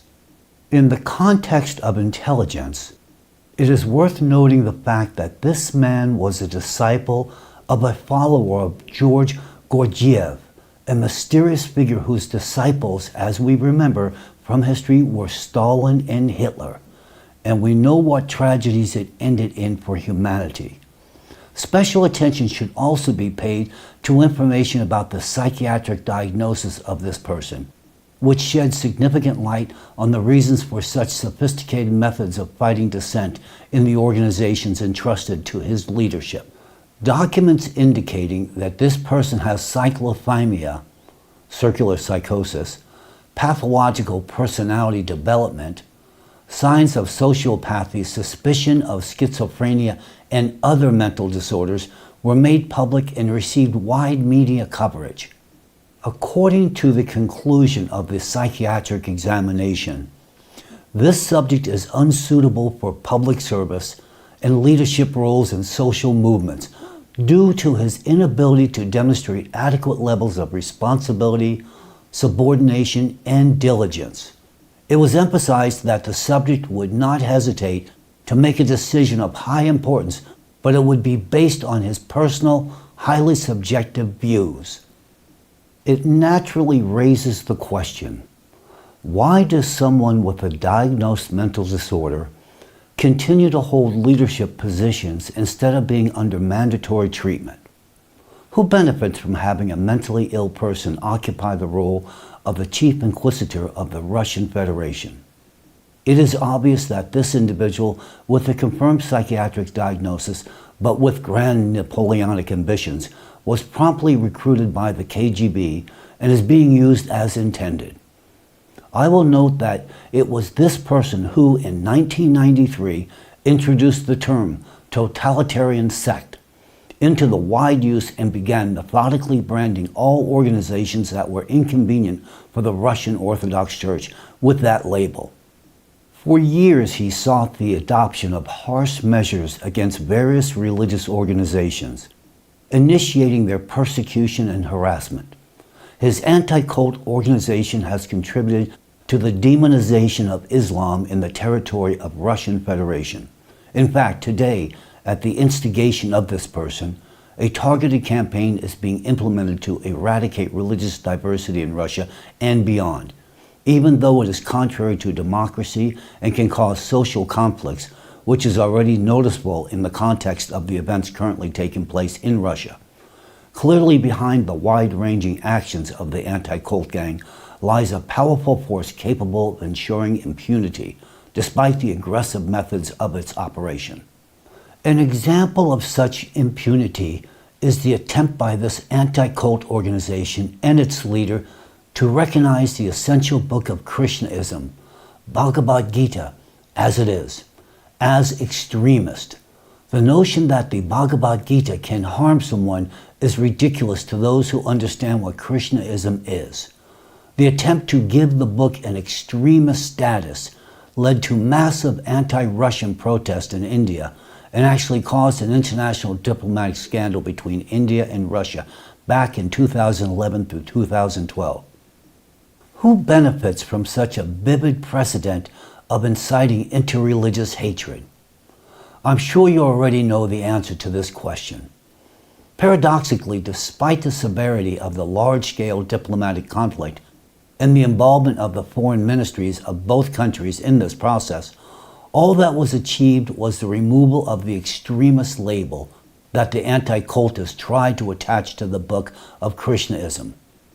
Despite the seriousness of the incident, which caused the country's reputation to be undermined on the world stage, the representatives of the anti-cult group and their leader not only did not receive any punishment, but also continued to publicly condemn Krishnaism and its representatives without any consequences for themselves. Despite numerous lawsuits, the leader of this anti-cult group deftly evades criminal responsibility. He wins court cases even when the charges seem irrefutable. This indicates the presence of a shadow force and its certain influence on law enforcement agencies, judges, and prosecutors, and not only in this country. Representatives of Scientology, an international pro-democratic organization, have also been subjected to harassment in Russia. They sought to defend their rights through the European Court of Human Rights, but this also proved futile. It is important to note that the actions of the aforementioned person with an established psychiatric clinical evaluation have repeatedly caused alarm in academic circles, as he contributes to the incitement of interconfessional hostility. Scientists, religious scholars, public and religious figures have repeatedly appealed to international leaders, Macron, Putin, Medvedev, Blinken, with a request to stop the actions of the anti-cult group and its leader, but to no avail. Their voices remained unheard. Despite criticism from the international community, the Russian Orthodox Church as an organization still supports the activities of the individual with an established clinical psychiatric condition and the inquisitional methods of his anti-cult organization. Even more, it honors him with high awards. However, not all representatives within the Russian Orthodox Church itself share these anti-human methods of harassing dissidents. Within the Church, the anti-cult movement and its leader are criticized for trying to monopolize Orthodox thought. for relying on discredited theories and non-canonical sources, and most importantly, for radical activities that result in hundreds of thousands of human lives being shattered, with people and entire families suffering from stigmatization and persecution. This goes against true Christian values, and the clergy of the Russian Orthodox Church who expressed disagreement with his activities have repeatedly told this person about it. Moreover, they have repeatedly pointed out to him that the methods he and his organization use to fight dissidents contradict what is actually said in the gospel. The leader of the anti-cult group admitted that he was aware of this, but at some point he realized that it was necessary to fight, and by any means available. In its essence, the anti-cult movement is a propaganda supervisory body waging a highly effective information war against unwanted secular and religious organizations throughout Russia and in many countries where its influence remains. As a result of the actions of the aforementioned person with a clinically diagnosed condition and his anti-cult group, Articles 14 and 29 of the Constitution of the Russian Federation have essentially ceased to exist, turning into a formality. These articles were supposed to guarantee that no religion can be established as a state religion, that all religions organizations are equal before the law, and that propaganda of religious superiority is prohibited. They proclaim that every citizen of Russia is guaranteed freedom of thought and speech, and that no one can be forced to renounce their beliefs. But now they no longer work, and the undermining of these basic fundamental human rights is a direct return to the totalitarian regime and tyranny. I want to ask you, Mr. Putin, has Russia gone back to 1937? Or is all this being done without your knowledge, and you are not aware of what is happening in your country, which is multinational and multi-confessional? Don't get me wrong, I am in no way accusing the church now. The church is not to blame here, not even its satellite organizations, but those who use both of these structures behind your back to introduce their agents of influence. Or not behind your back, Mr. Putin. In this case, the victims of the KGB are the church, anti-cult organizations, Allatra, and many other organizations. The ones who have suffered the most from the KGB's operations on Russian territory are the ordinary citizens of Russia, for whom, thanks to the KGB's actions, the totalitarian regime becomes a harsher reality with each passing day.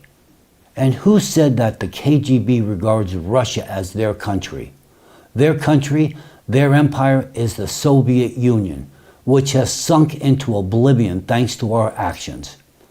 Judging by the events we are currently observing in Russia, the KGB Hydra, obsessed with revenge, is ready to sacrifice even this country and its citizens in pursuit of its ultimate goal. Therefore, I say that this organization has caused the greatest harm to Russians and Russia itself. Most concerning is the fact that the influence of this anti-cult gang and its leadership extends to democratic countries such as Germany, France, the United Kingdom, Denmark, Slovakia, the Czech Republic, the United States, and others. Moreover, he is still a member of the board of directors of a European anti-cult organization. This anti-cult structure serves as an umbrella organization for anti-cult associations from more than 30 countries. Its stated goal is to educate the public about sectarianism and protect victims of abuse by destructive religious cults. However, over its history, members of this umbrella organization have accumulated a significant number of civil lawsuits and criminal prosecutions for their actions. The activities of this organization violate fundamental international and constitutional rights of citizens, undermining the foundations of democracy. Yet this organization is based in the capital of a preeminent democratic country, Paris, and more than 90% of its funding is allocated by the French government from its taxpayers. It has participatory status with the Council of Europe and special consultative status with the United Nations Economic and Social Council, while continuing to conduct its clearly anti-human activities.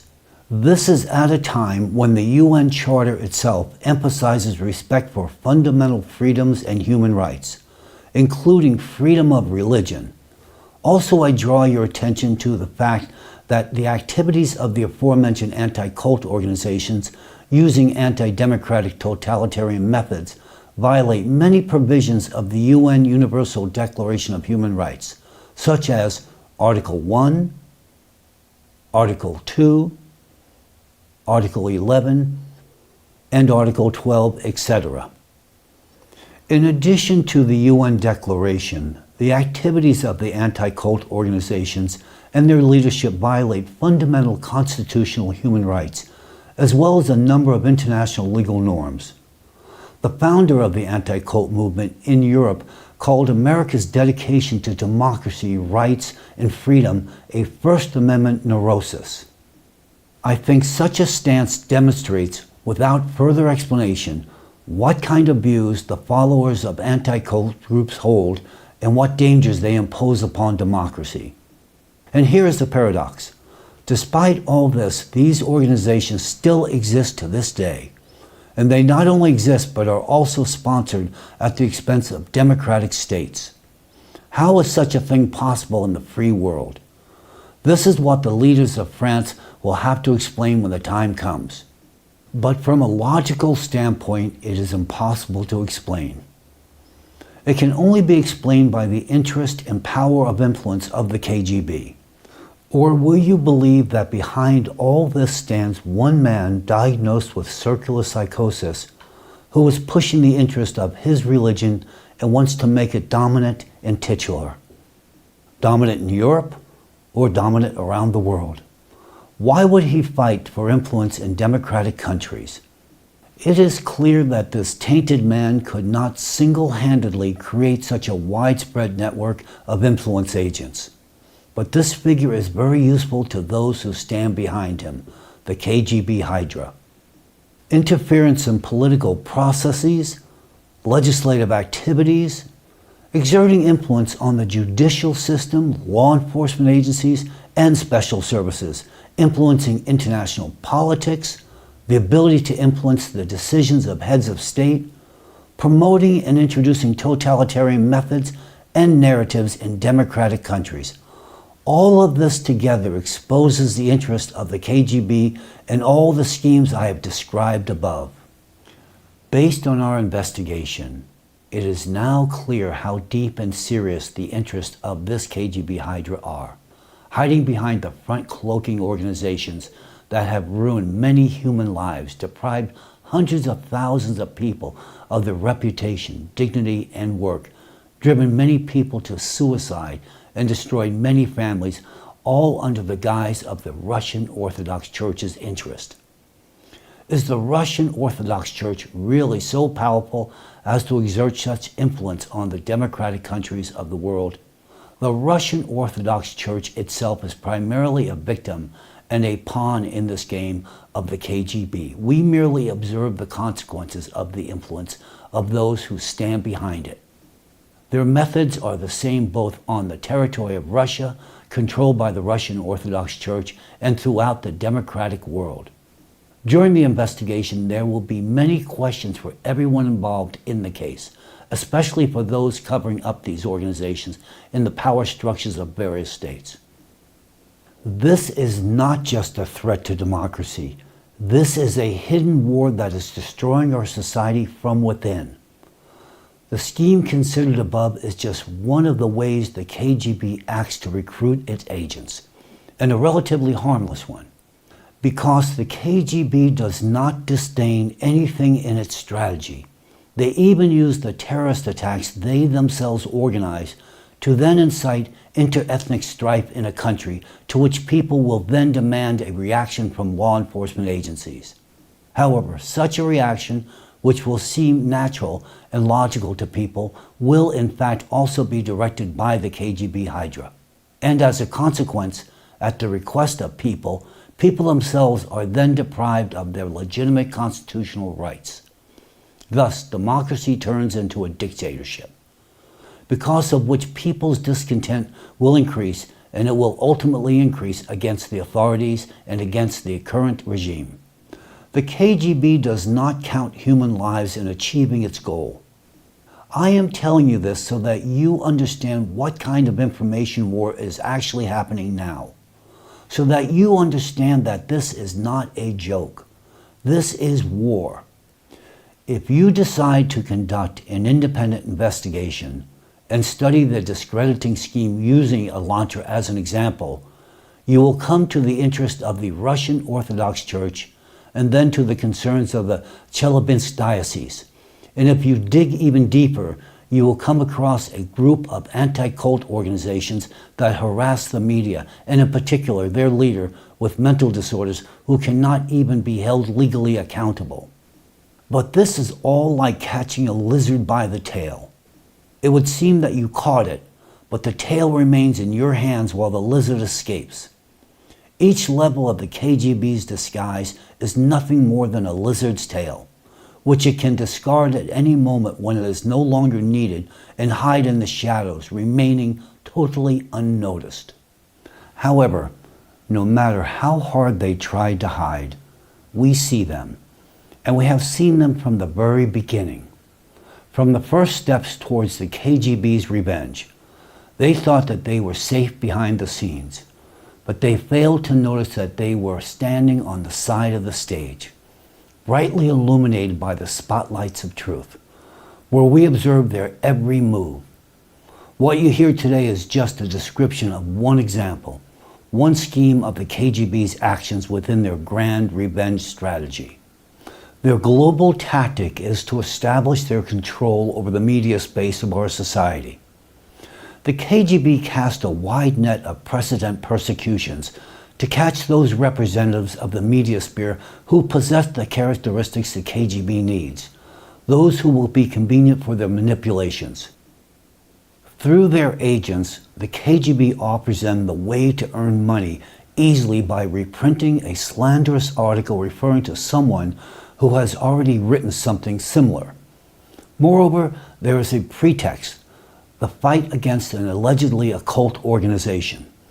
They believe that responsibility for defamation, if anything, can be shifted to those who previously wrote about it, and in extreme cases, they can refer to the unintentional distortion of facts. The media representatives involved in writing and publishing discrediting materials about Alatra as part of the KGB's global strategy are essentially accomplices in their large-scale strategy to destroy the foundations of our society's democracy. Look again at the timeline of defamatory publications. It clearly shows how, with each new wave, the volume of materials increases, meaning the network of recruited agents who have conspired with the KGB is growing. Why do we assert this? We know how the KGB Hydra will exploit these recruited agents in the future. They are used for much more dangerous purposes than destroying an organization's reputation.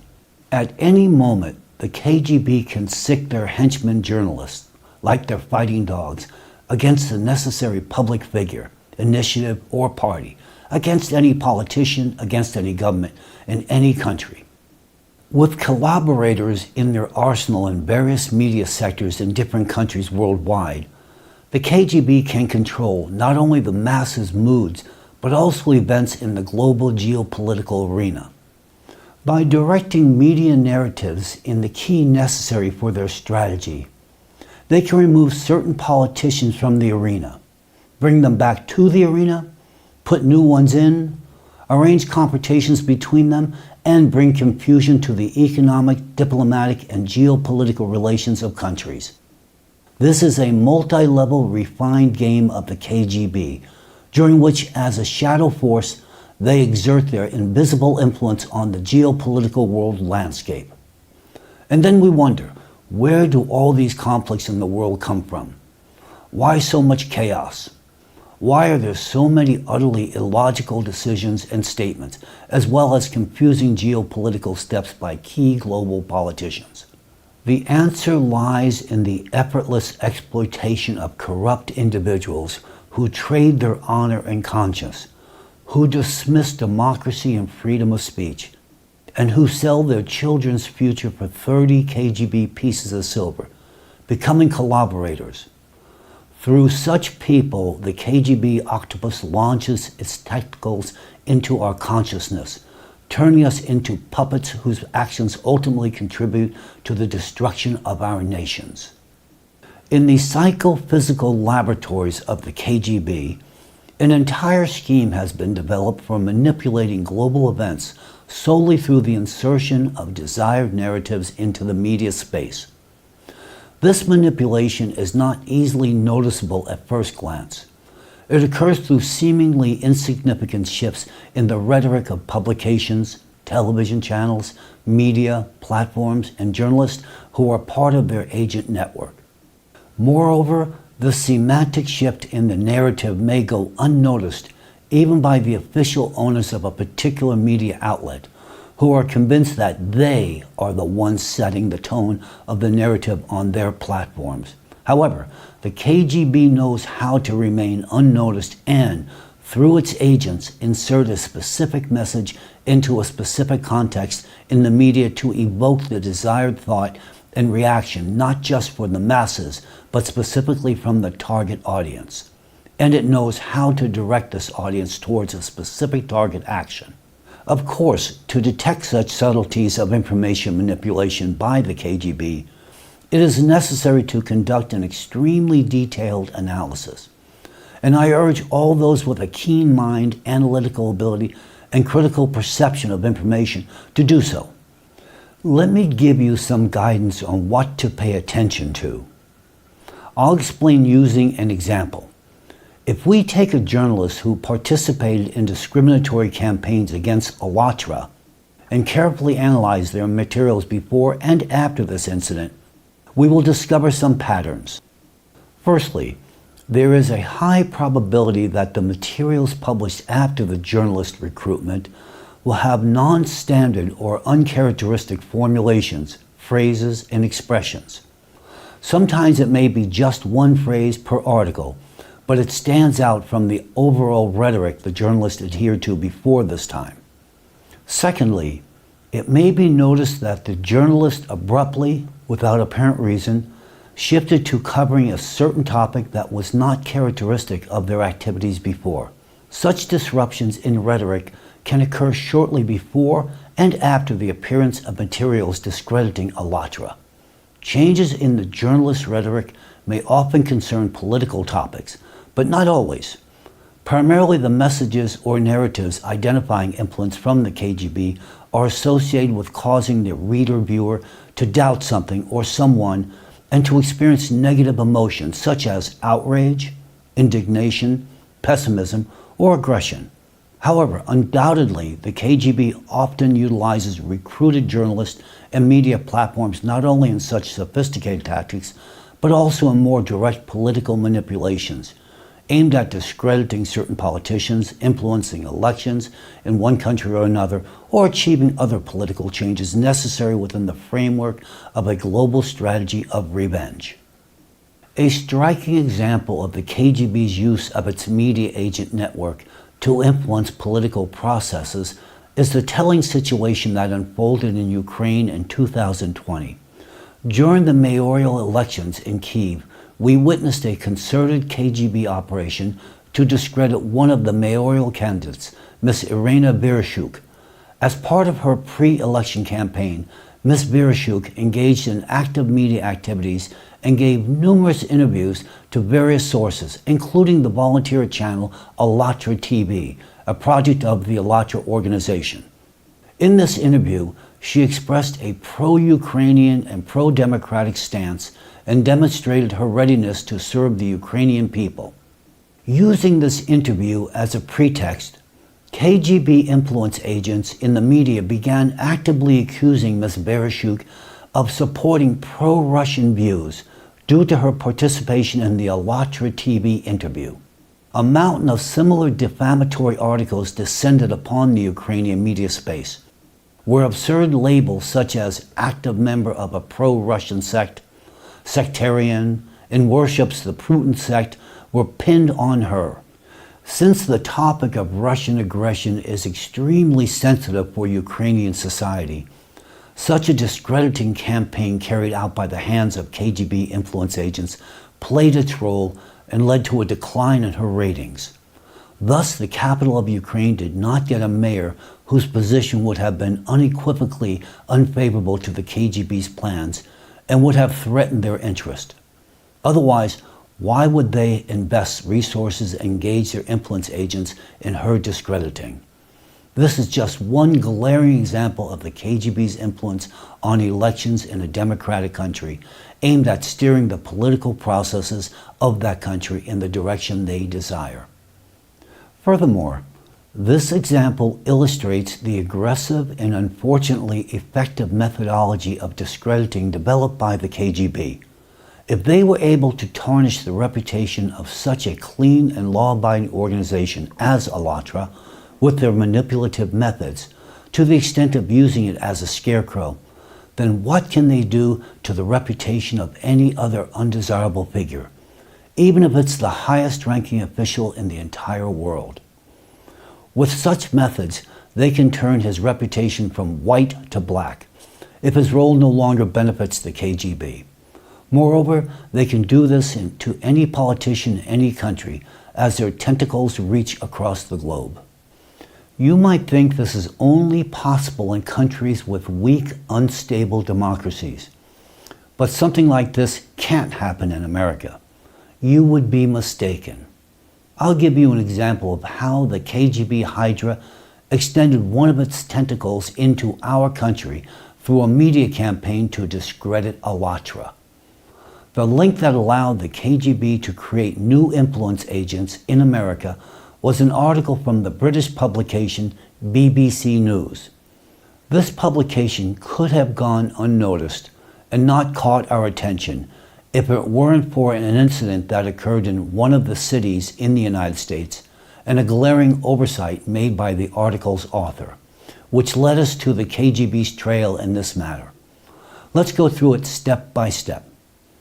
The journalist from BBC News and the author of the discrediting article about the ALLATRA organization portrays himself as an expert on climate misinformation, and at first glance, based on his previous publications, appears to be a critic of totalitarianism. However, it's evident that when writing his article, he was clearly not acting in the interest of democracy. What revealed his true intentions and his potential secret backers? The thing is, this publication was dedicated to the climate issue, criticizing the activities of ALLATRA volunteers in informing the public about the growing climate threats. However, in the conclusion of the article, the author suddenly, without substantial arguments, shifts to a religious theme. And to provide readers with another characterization of ALLATRA, the article presents an unexpected opinion. It was that very concern of the Chelyabinsk diocese of the Russian Orthodox Church. Here the question arises from the very fact that the author of this article, a specialist in climate misinformation, who was preparing material on a topic that implies scientific and objective presentation, nevertheless refers to the opinion of religious figures from the Chelyabinsk diocese about ALLATRA, where they characterize it as a psycho-cult. Let's take a broader look at this situation. The fact is, this article was published in April of 2022, during a period of acute military conflict between Ukraine and Russia, where the democratic world stood in support of Ukraine. And here, a prestigious British publication releases an article during the height of this open political confrontation between the UK and Russia, citing the opinion of the Russian Chelyabinsk diocese. Perhaps the BBC News journalist handlers forced him to make that reference. As for now, we don't know for sure, but the investigation will clarify this matter. However, in this situation, it's also interesting to note that even though the material contains several violations of journalistic principles and ethics, it was still cleared by the editorial team for publication. This circumstance provokes further thinking. If the blatant manipulative attribution about Alatra was solely the initiative of the article's author, it's unlikely that this material would have passed editorial scrutiny. The journalist couldn't have released the article without approval from the editor. This in turn may indicate that key individuals within the editorial team of the news organization who have the authority to publish materials were also subjected to bribery or recruitment by the KGB. It's not unlikely that high-ranking members of the publication's leadership are also involved in the operation. And if it weren't for one small addition at the end of the article, the creators of this dubious publication would likely not have been included in this investigation. Clearly, this insertion, referring to the concern of the Chelyabinsk diocese, was made to divert attention from the actual sponsors of the article, specifically the reference to the Russian Chelyabinsk diocese, which had already conducted a campaign to discredit Alatra within Russia, and which the KGB used as their first level of disguise, points to the KGB as the ultimate beneficiary. From the perspective of the stated theme of the article, logic and simply common sense, such an insertion by the author with an obvious intention to slander the Alatra organization is an inexplicable act. However, the article's sponsors needed to distance themselves from any potential investigation by redirecting suspicion toward the Chelyabinsk diocese. And their calculation paid off. This BBC News publication went unnoticed by the world's intelligence communities, by everyone except us. I'll note that this one-time operation could have cost the KGB significant resources. However, judging by the impact of this material's release, their investment likely paid off handsomely. The effectiveness of this article and the reason why it was emphasized lies in the fact that the publication of discrediting materials in a reputable outlet opens doors for further expansion of the network of influence agents. This KGB strategy proved successful, as clearly seen on the timeline, with a whole series of publications across Europe and beyond releasing a tremendous amount of material discrediting Alatra, citing BBC News as an authoritative source without verifying the information sources from the BBC article itself. And this had far-reaching consequences. Citing the article in BBC News, the KGB, through its influence agents, began to restrict the activities of Alatra volunteers in the democratic world. As a result, just one article in a well-known publication contributed to a significant expansion of the KGB's network of influence by recruiting a new army of collaborators from various media outlets, providing them with opportunity to operate in democratic countries and even stretch one of their tentacles into America, which became the most alarming event for us. Already in our country, disregarding democratic principles, the mayor of one city canceled a planned socially significant event organized by Alatra volunteers. The event was organized to inform the city's residents about safety measures during extreme weather events, justifying the decision the mayor referred to the BBC News article we mentioned earlier. In this striking precedent, we see how the mayor of an American city, a person holding a responsible government position, deprived his citizens of their legal rights, the right to freely disseminate and receive information, the right to peaceful assembly, and the right to freedom of speech. And most importantly, in the face of growing climate threat, he deprived his citizens of the opportunity to receive life-saving information. In other words, under the pressure of the authority of a British news organization, in the interest of the KGB, the mayor of an American city violated democratic principles and openly acted against the interests of the American people. He did that without any arguments other than the BBC article, which discusses the opinion of the Russian Chelyabinsk diocese.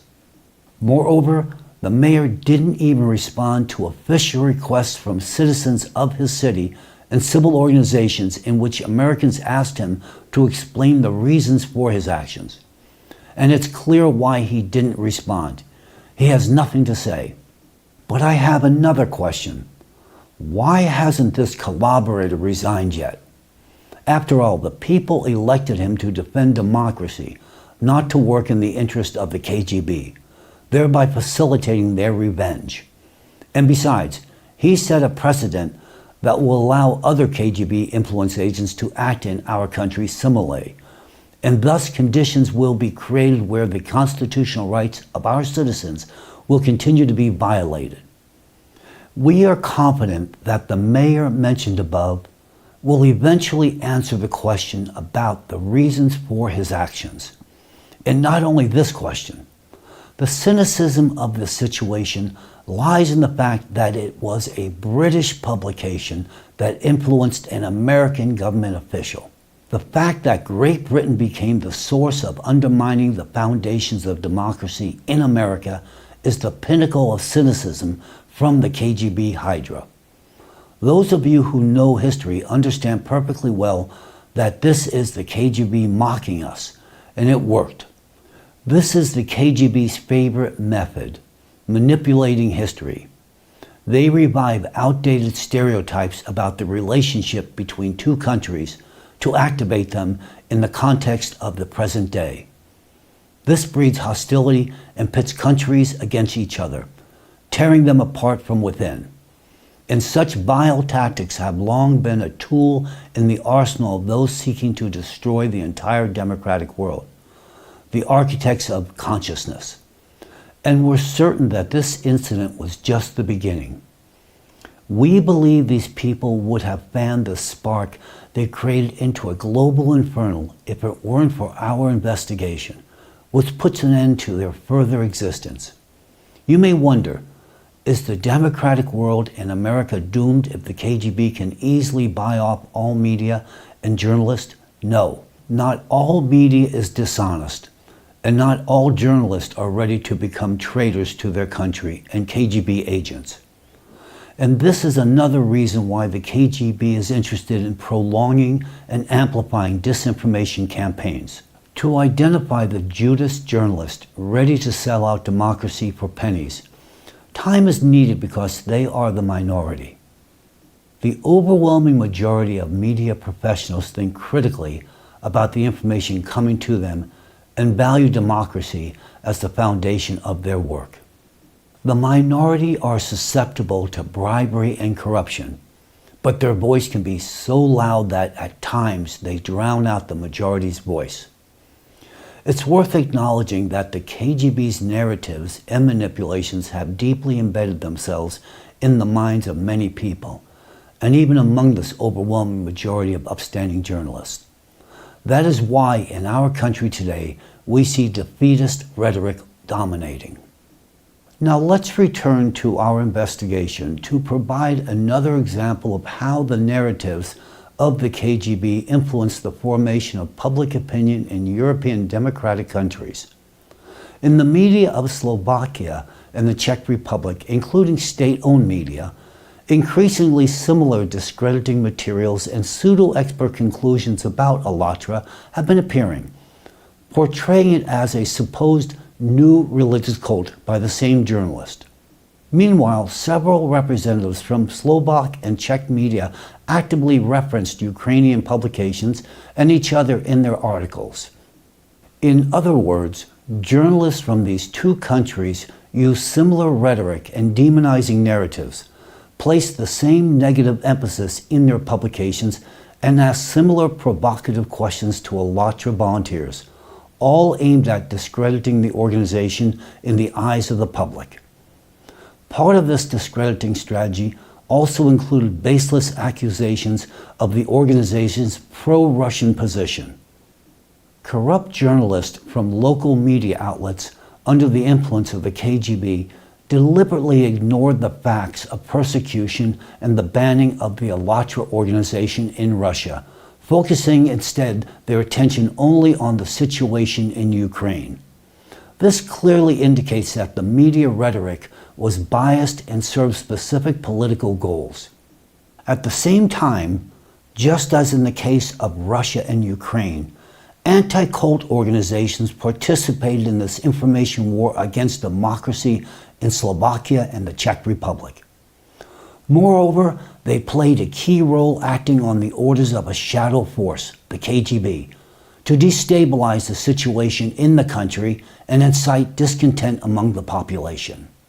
For instance, Slovakia is not unfamiliar with the individual previously mentioned with the diagnosed psychiatric condition, the anti-cult gang leader, who despite his mental state enjoys unjustifiably high trust in academic circles at universities in that country. He was even awarded an honorary doctorate by one of them, partly for his alleged contribution to the so-called development of international relations. This fact directly indicates that these educational institutions are being used to train collaborationists and recruit new agents of influence for the KGB. This in turn is not just a troubling sign, but a direct threat to the foundations of democratic society and a serious warning signal for the country's intelligence agencies. In Slovakia, we also encountered a striking example of particularly cynical manipulation. The same local journalist, citing a post on Facebook purportedly from the Slovak police, began to assert that local law enforcement was warning people about a new, dangerous sect. However, upon further investigation, it turned out that the post was made not by a police officer, but by a group administrator on their own initiative and did not reflect the official position of the police. Despite a request from Alatra volunteers to remove the unauthorized post, for unknown reasons, it remained on social media page, casting a shadow on the police reputation. After all, how can the Slovak police, violating the presumption of innocence, publish accusations against anyone? This contradicts the very essence of police duty in a democratic society. Sure, just a trivial post on social media. But in reality, the seemingly minor detail, spreading like a virus, affects public opinion and allows KGB agents of influence in the press citing authority of law enforcement to exert psychological pressure on Alatra volunteers and tarnish the reputation of the entire Alatra organization. And when the police fail to take action against such little things, they play into the hands of the KGB, undermining the sovereignty of their country and allowing KGB agents to strengthen their influence within it. This is not trivial. This is national security. This is the security of all democratic countries. It is from such seemingly minor details deliberately created by collaborators that large-scale KGB attacks on democracy as a whole begin in pursuit of their revenge. It is essential to realize that in the KGB strategy, shaping public opinion is just a preparatory stage preceding more aggressive, forceful actions. This stage involves not only engaging old, proven KGB agents of influence, but also searching for new collaborationists within political, military, and law enforcement structures, and subsequently recruiting them. Allow me to illustrate the implementation of the forceful stage of the KGB strategy using the escalation of persecution against the Alatra organization as an example. As I mentioned earlier, in 2020, there was a sharp increase in disparaging publications about Alatra, indicating a new infusion of funds for the deployment of a new phase of the persecution campaign. The heightened activity of collaborationists from the media, the intensified rhetoric, the use of disinformation tactics and provocations aimed at artificially inflaming tensions around the Alatra organization. All these factors clearly indicated how events would unfold further.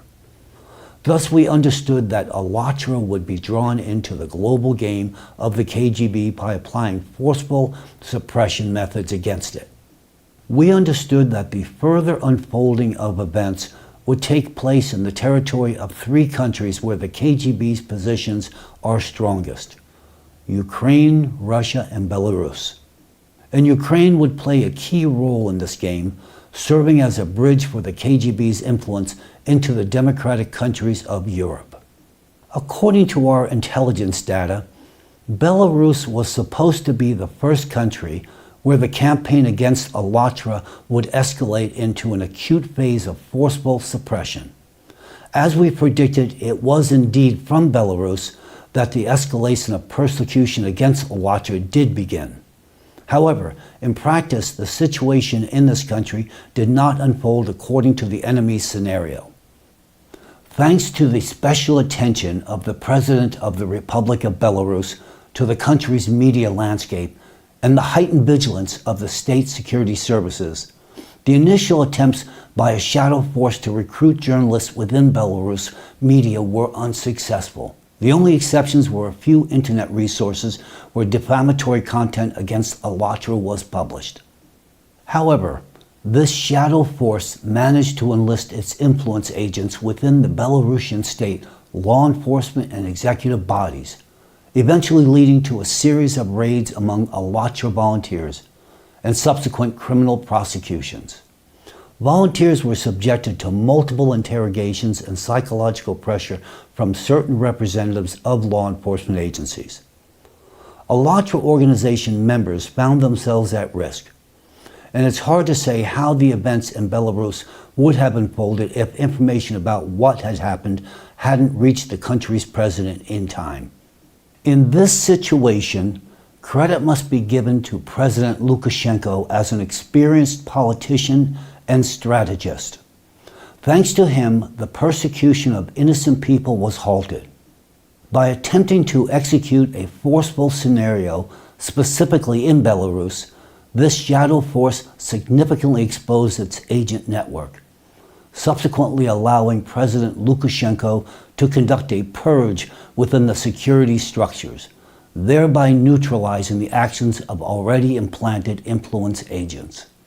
This undoubtedly serves as a telling example for other countries that preventing the infiltration of enemy agents into the body of the state is possible if appropriate conditions are created and order is enforced.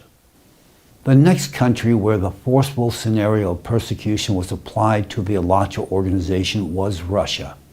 The starting point and place where the entire theater of action unfolded was again the Chelyabinsk diocese. The events unfolded following the tested scheme that the KGB had frequently utilized through its agents of influence. Initially, a representative of the authorities would release an official statement expressing displeasure over the activities of a specific organization or individual.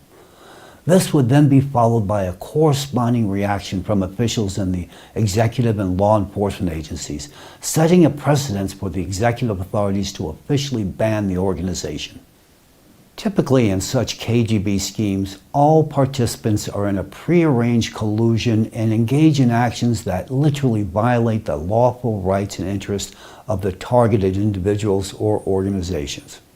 Here's an example of just how the scheme was applied to Alatra.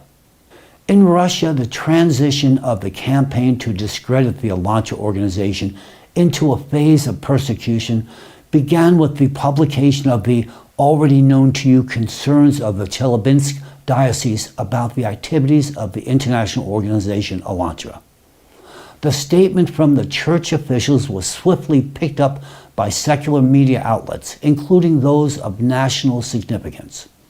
Next, in response to the concerns of the Chelyabinsk diocese, a deputy of the State Duma from the Chelyabinsk region made a public statement that he had sent official requests to the law enforcement agencies and the Ministry of Justice with a request to investigate the situation around Alatra and take appropriate measures if necessary. After that, the state TV channel of Russia aired a high-profile video segment using the concerns of the Chelyabinsk diocese as a precedent, which served as a trigger for more extensive actions. Other media, including international ones, began to reference it. However, all these events were merely a prelude to their next move because mere statements from religious figures, one deputy, and the media buzz are insufficient to engaging in forceful methods. Therefore, within the territory of the influence of the Chelyabinsk diocese, an exemplary wrongful trial was conducted against one of the volunteers from the Elantra organization. I would like to shed more light on the issue of this judicial process so that you can better understand how KGB agents operate within their own country. By violating the Constitution and laws of their own country, they seek to achieve their goals by any means necessary. This is important for understanding the whole picture. The trial was rife with a series of procedural violations. The crux of the matter is that the volunteer, as a member of Elantra, was charged without legal grounds with allegedly committing an administrative offense related to, attention, illegal missionary activity. However, the International Public Movement Elantra is not a religious organization.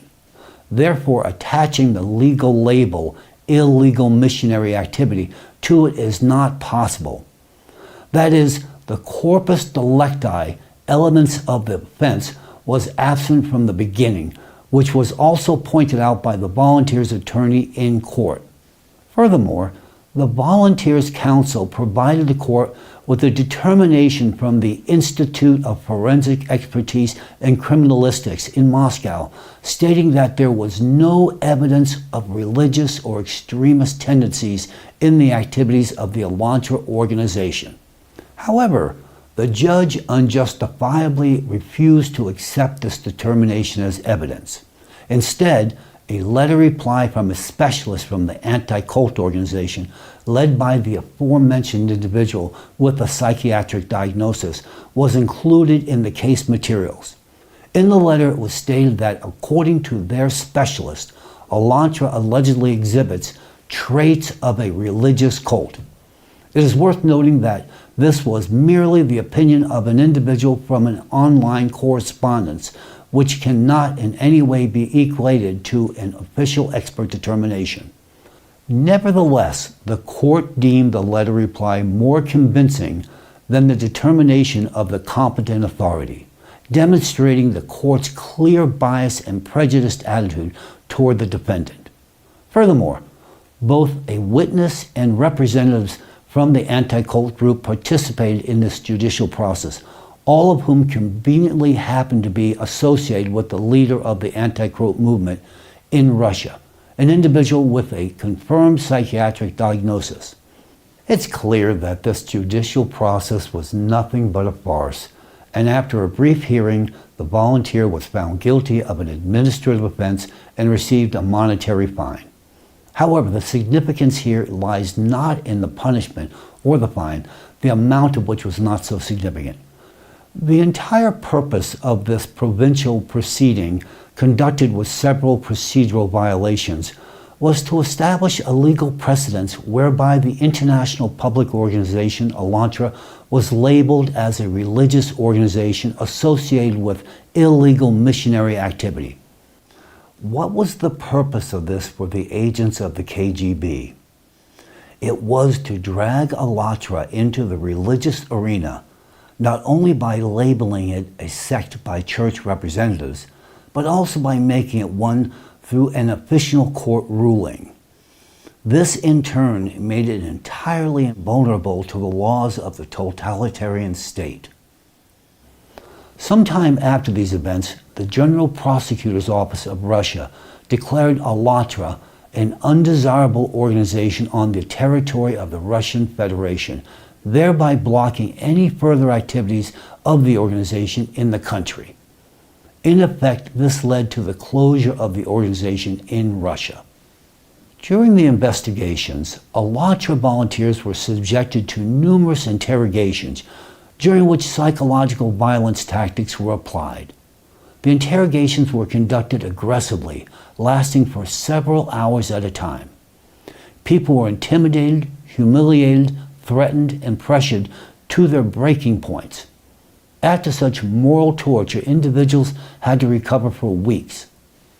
After the official recognition of the organization Elantra as undesirable, a series of administrative and criminal legal proceedings were initiated, incriminating the dissemination of materials from an undesirable organization and cooperation with an undesirable organization.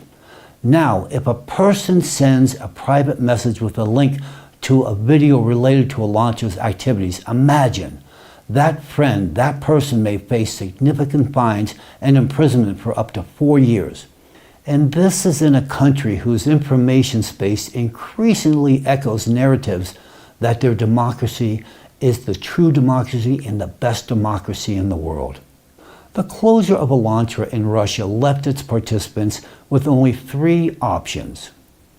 Either renounce their beliefs and cease all activities entirely, immigrate to a democratic country where they can continue to participate in Alantra projects, or face imprisonment. Immediately after the closure of the Alantra organization in Russia, its active members filed a counterclaim in court against the Prosecutor General's office.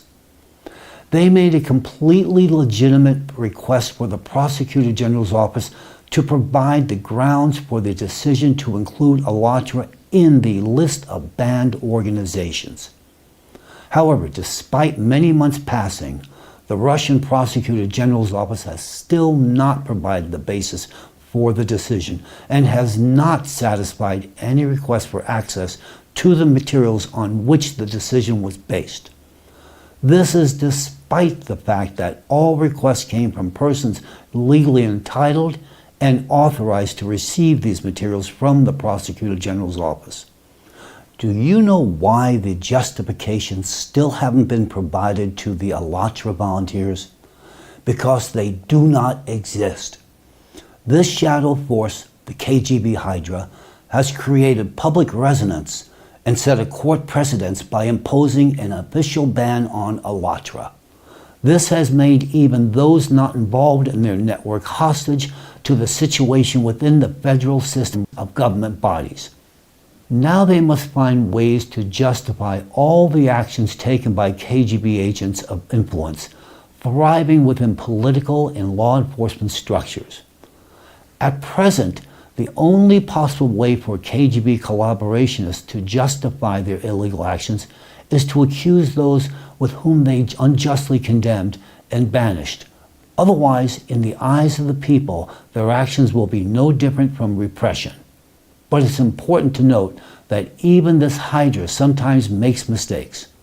And now, through the KGB mouthpieces they typically use to spread lies, you can hear them slip up and reveal their future plans. For example, in a recent interview, the vice president and current board member of the mentioned anti-cult group said that merely declaring the Alantra movement undesirable in Russia is not enough. According to him, it should be equated, in his words, to an extremist and terrorist organization. These are their further plans for Alantra, and it won't be surprising if we soon see further steps in their implementation in the form of new official statements by officials and attempts to enshrine them at the legislative level. But it's worth noting that the very fact of such a statement indicates that the Alantra organization has no relation to what they want to accuse it of. And the artificial attempt to link extremism to Alantra once again serves as a confirmation of the deliberate and cynical crime of the KGB collaborationist. Such leakage of instructions through the interview of their inept agent essentially exposes the KGB's further plans. If you observe closely, you can see that such slip-ups by the KGB happen quite often. It's enough to listen attentively to what their agents say. As you can see, they are actually afraid to think for themselves and simply replay what they were ordered to do. And here arises the question: who could have instructed them to link Alantra to extremism and terrorism? And where does this rhetoric come from, which they then mindlessly transmit? Does it come from the clergy serving God or from the KGB agents?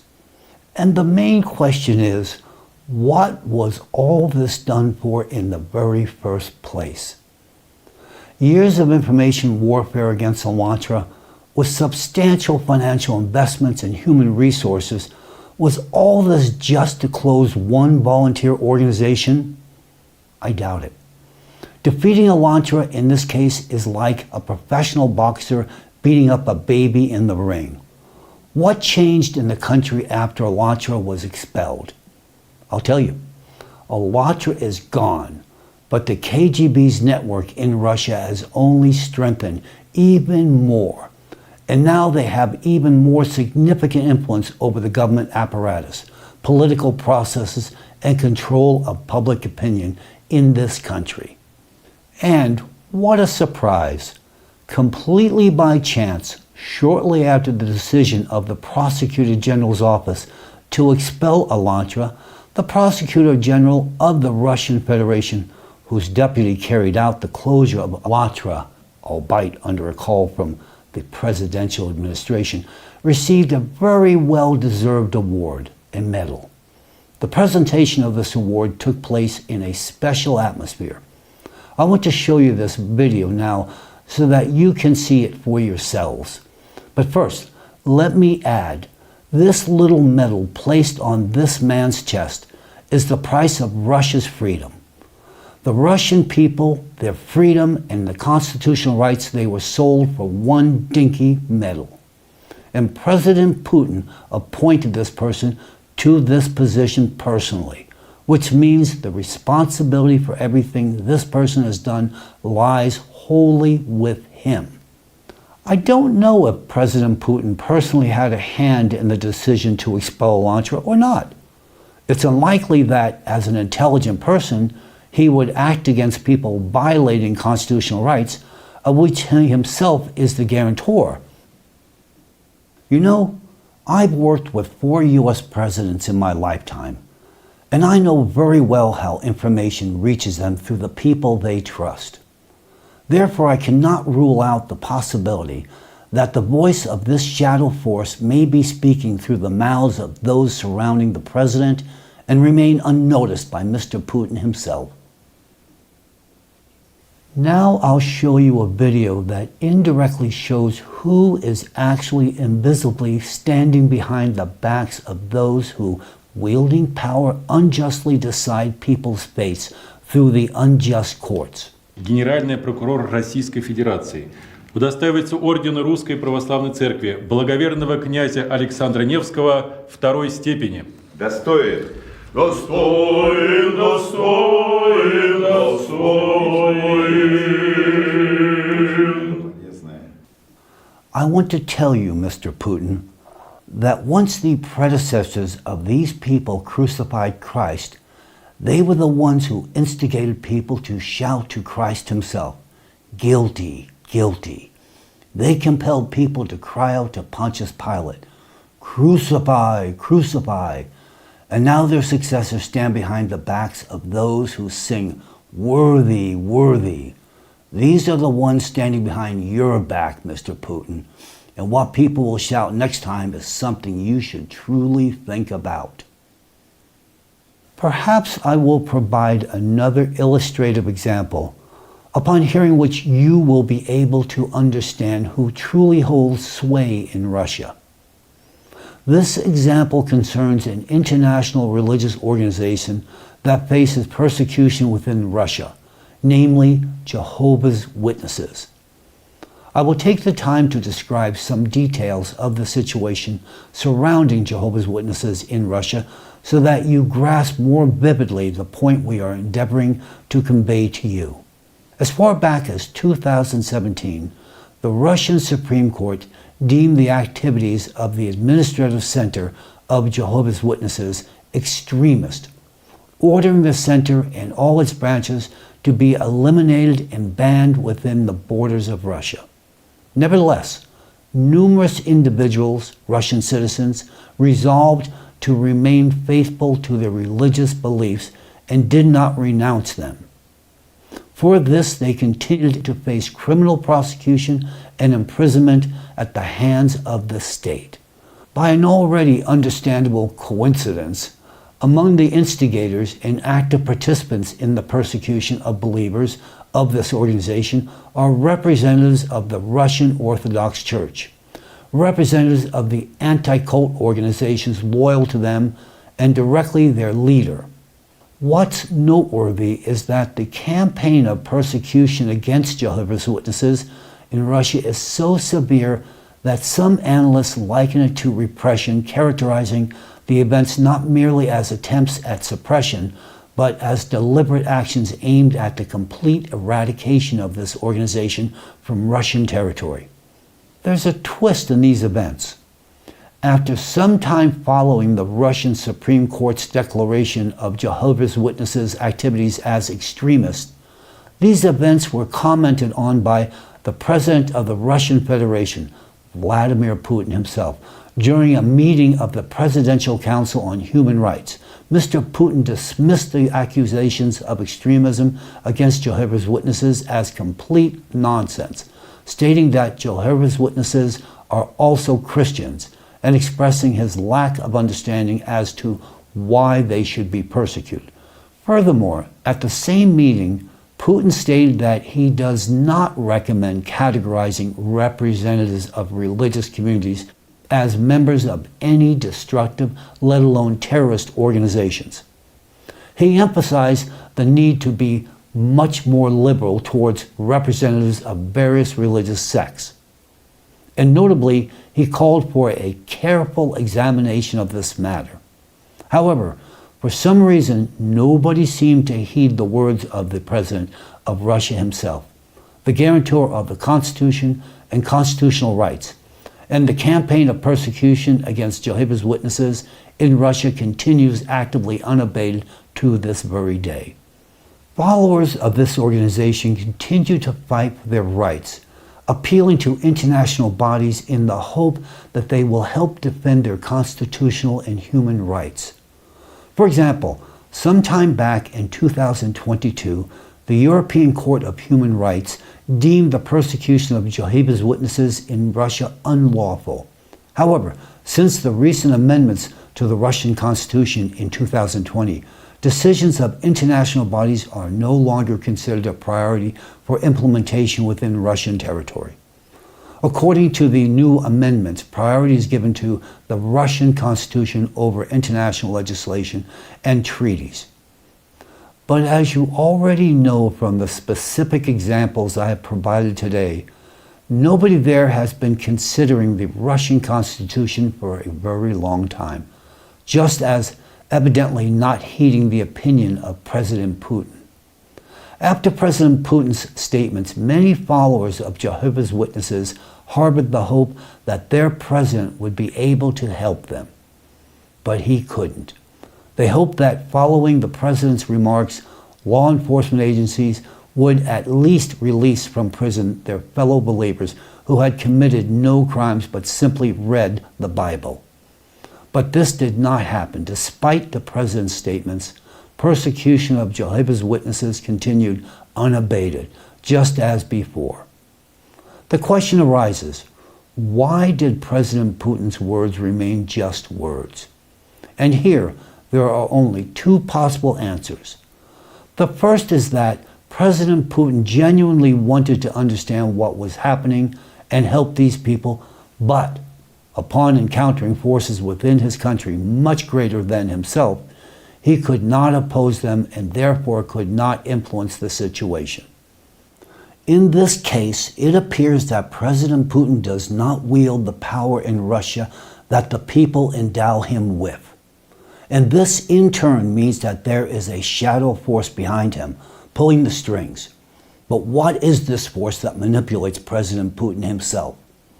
Is it the church or anti-cult organizations striving to make orthodoxy the dominant religion almost worldwide? Or is it indeed that shadow force behind them all? The force that brought Putin to power? If this is not the case, then the second scenario would require acknowledging that during his statements, President Putin simply lied to his people, who elected him.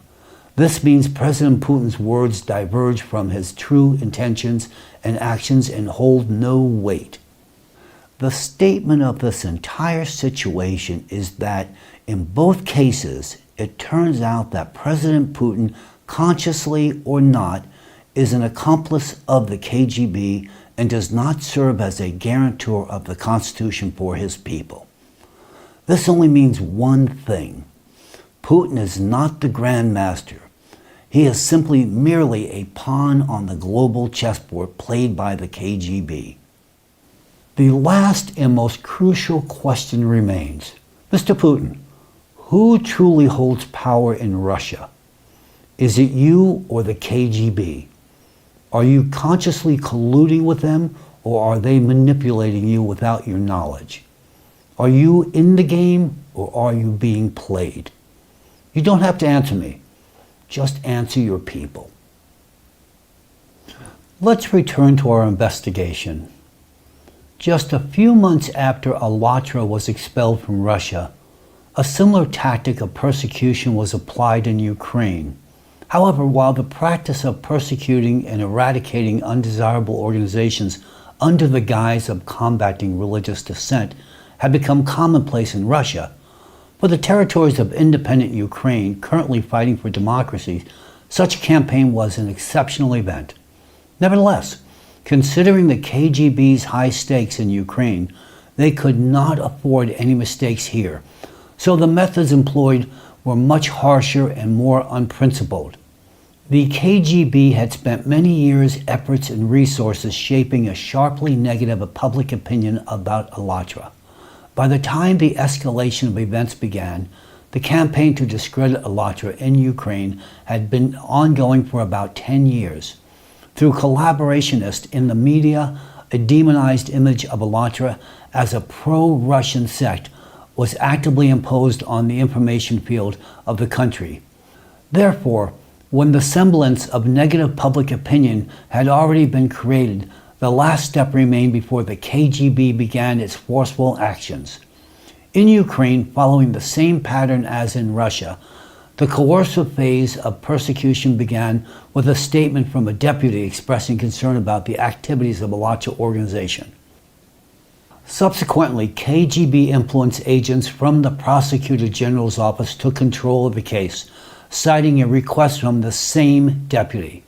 After the statement from the deputy and the intervention of the Prosecutor General's office, the implementation of the plan to suppress the activities of the Alatra organization with the use of forceful methods on the territory of Ukraine commenced. As our analysts predicted, the most severe scenario of persecution against Alatra unfolded precisely here in Ukraine. Counterintelligence operations by the Security Service of Ukraine, SBU, in conjunction with the National Police of Ukraine, conducted a massive raid across the country. Representatives of law enforcement agencies carried out around 70 searches in the offices and homes of Alatra volunteers in just one day, confiscating work and personal computers, mobile phones, hard drives, video cameras, and other equipment necessary for video recording, as well as books, printed materials bearing the logos of the movement, and even personal photos and diaries. Significant resources of the SBU were expended to conduct an operation of such a scale, and it is evident that its preparation took months. Likely, the decision to employ forceful methods and suppress the activities of the Alatra organization was made shortly after the official ban of this organization in Russia. Under the conditions of martial law, KGB agents employed the most severe and cynical tactics against participants of the Alatra organization. Considering the long-term baseless rhetoric that this organization is supported and financed by the aggressor country, they attempted to incriminate Alatra volunteers with aiding the enemy, which falls under the article of treason. However, since the Alatra organization and its volunteers were actually law-abiding and did not commit such crimes, the KGB agents' gamble was to find something during the searches that could be linked to the preconceived accusations. Therefore, as evidence of the alleged pro-Russian stance of Ukrainian Alatra volunteers, utterly absurd items were presented in the media. For example, props and requisites for filming volunteers' blogs even reached the point where, during the searches, the personal savings of one of the organization's volunteers, a pensioner woman, were confiscated, later portrayed in the media as Kremlin money. As a result of the searches, Several members of the Alatra organization were charged with treason, creating a criminal organization and managing it, propagating a communist totalitarian regime, and justifying and denying Russia's armed aggression against Ukraine. These same individuals were accused of aiding the enemy in subversive activities and threatening the information security of their country. Fortunately, Ukraine is a democratic country where the death penalty has been abolished. Otherwise, during the wartime, all these people would have faced execution, as was the case in 1937 during the Soviet era. Can you imagine the tragedy of the situation on the one hand, and the utmost cynicism and depravity of the KGB and their influence agents on the other? Innocent people being framed for execution.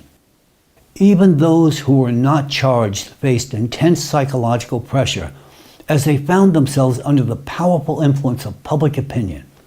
The country's mainstream media outlets disseminated news of the searches conducted on Alatra participants and the charges brought against them, repeating the same KGB narratives that Alatra was allegedly a dangerous and destructive sect, engaged in subversive activities within the country, portraying its members as traitors to the homeland and collaborators with the enemy. People who found themselves in cruel social isolation became objects of contempt, even from their relatives. Some faced merciless dismissal from their jobs, leaving them literally without a means of survival in such challenging times. Just imagine what a person goes through in this situation, completely innocent, yet unable to prove their innocence. And all the while they are accused of ties with an enemy from whom they have suffered greatly, like all their fellow countrymen. An enemy who is tearing apart their country. Indeed, many Alatra participants themselves suffered during missile attacks on Ukrainian cities, and many lost their homes. Many had to survive under artillery shelling in Bucha. Some were under siege by the enemy in Mariupol, and others to this day are in the midst of active combat, where every day could be their very last day. And many Alatra volunteers have already died in this war. For many, this war has taken the lives of their loved ones and people very dear to them. And after all this, they are accused of betraying their country and their people. Can you just imagine being in their place?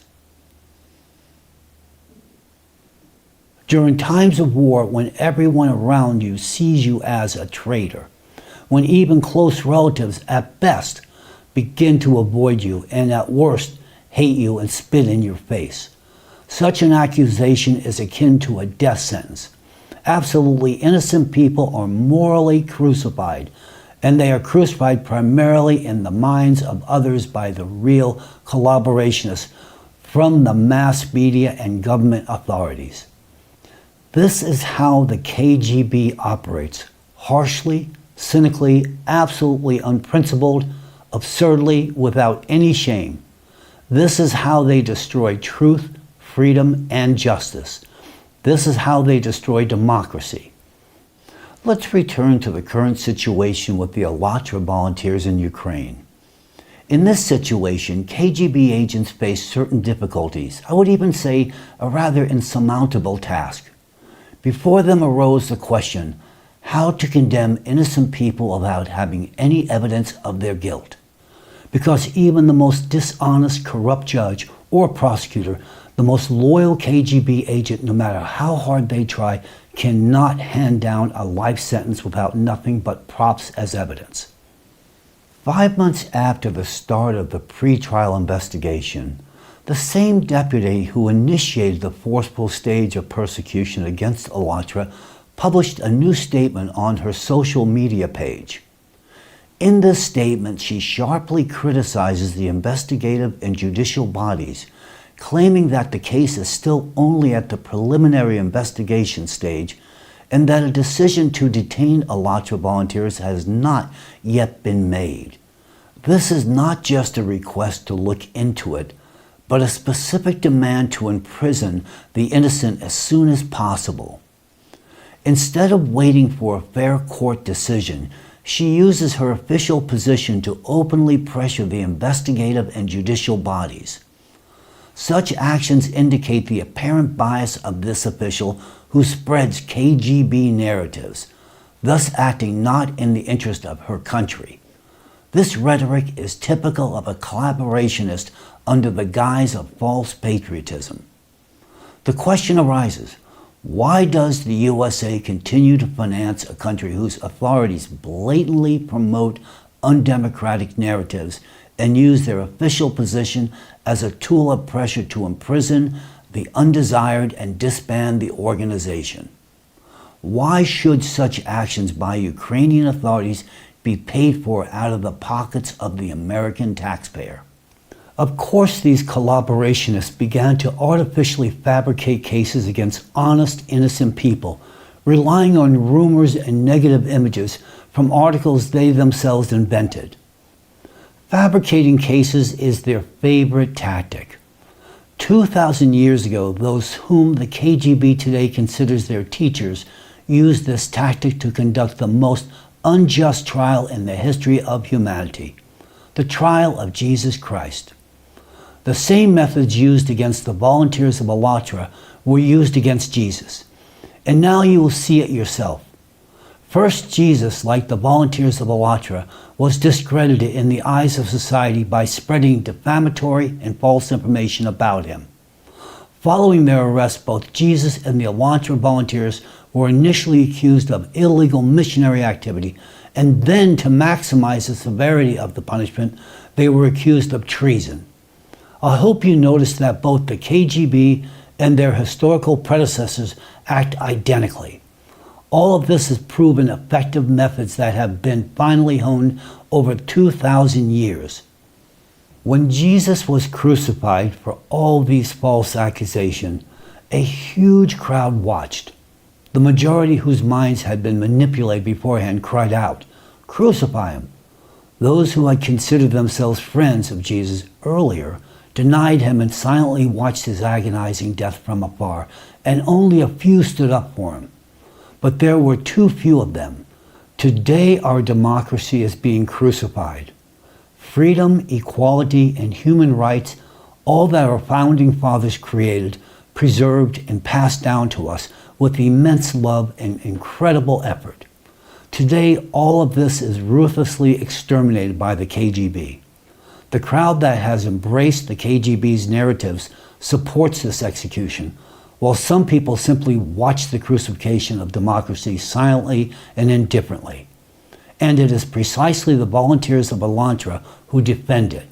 These wonderful people have not betrayed their principles even during the harshest persecutions and humiliations that have lasted for 10 years. Thanks to their patience, compassion, and democratic values, today we have the opportunity to expose the sinister schemes of the KGB. The fact that the Alatra volunteers did not give up is what allows me to tell you the truth now. Although it took them 10 years to endure this, think about this number. Remember what they have experienced and are experiencing now. And think, would you withstand such pressure? The volunteers did not surrender, did not disown, and did not abandon the Alatra flag. They deserve to be remembered by all generations. So forgive me, Alatra volunteers, but I believe that this flag, the Alatra flag, should become the universal symbol of democratic values and freedom. Therefore, I, Egon Chalakian, have defended democracy and human freedom all my life, and I will continue to do so until my heart stops beating. And from this moment, the moment of my direct and open statement, the Alatra flag becomes a symbol of freedom and democracy for every free person who values democracy. I understand that you may have a logical question. Why are so many good, honest people, participants of Alatra and this pure and beautiful organization itself, being led to the slaughter like lambs? What is the point? I'll answer. The point is not to punish people or banish Alatra. Persecutions against Alatra and the events in Ukraine are just a means, a tactical move to achieve the KGB's more global goal, revenge.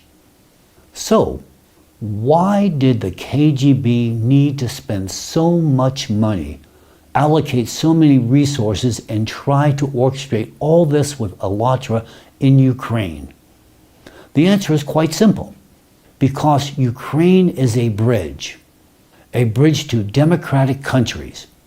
By conducting a discrediting media campaign against Alatra in Ukraine, through which they enlisted all the rejects of Ukrainian journalism into their service, their plan is to gather among journalists a similar harvest of sellout collaborationist scum in European democratic countries as well. For this purpose, Ukraine plays the role of a bridge. Since the start of military actions, the entire democratic world has sided with Ukraine. Accordingly, the narratives dominant within the country are supported and accepted. By conducting a demonstrative information attack on the Alatra movement in Ukraine, they thereby paved the way for penetration into European countries as well through a similar attack. We understood perfectly well that after achieving success in Ukraine, the KGB would start creating new footholds in other democratic countries to conduct a full-scale attack on democracy. And now we are already witnessing how they, through a campaign to discredit Alatra, are actively conducting ideological preparation in practically all democratic countries where all the KGB narratives they apply in Ukraine are already heard in Europe. Meanwhile, the fact that Russia was the first to initiate repressions against Alatra is wholly ignored. It was in this country that, trampling all the foundations of democracy, the authorities first enacted a complete ban on it. As we understand, the main bridge that the KGB is currently extending from Ukraine is aimed towards the Czech Republic or Slovakia, where the KGB Hydra is presently launching a massive attack on the press. The goal is to recruit new agents of influence and create an appearance of public concern regarding the activities of the Alatra organization through the media. We predict that soon in one of these countries, either the Czech Republic or Slovakia, the KGB will attempt to conduct a forceful attack on Alatra.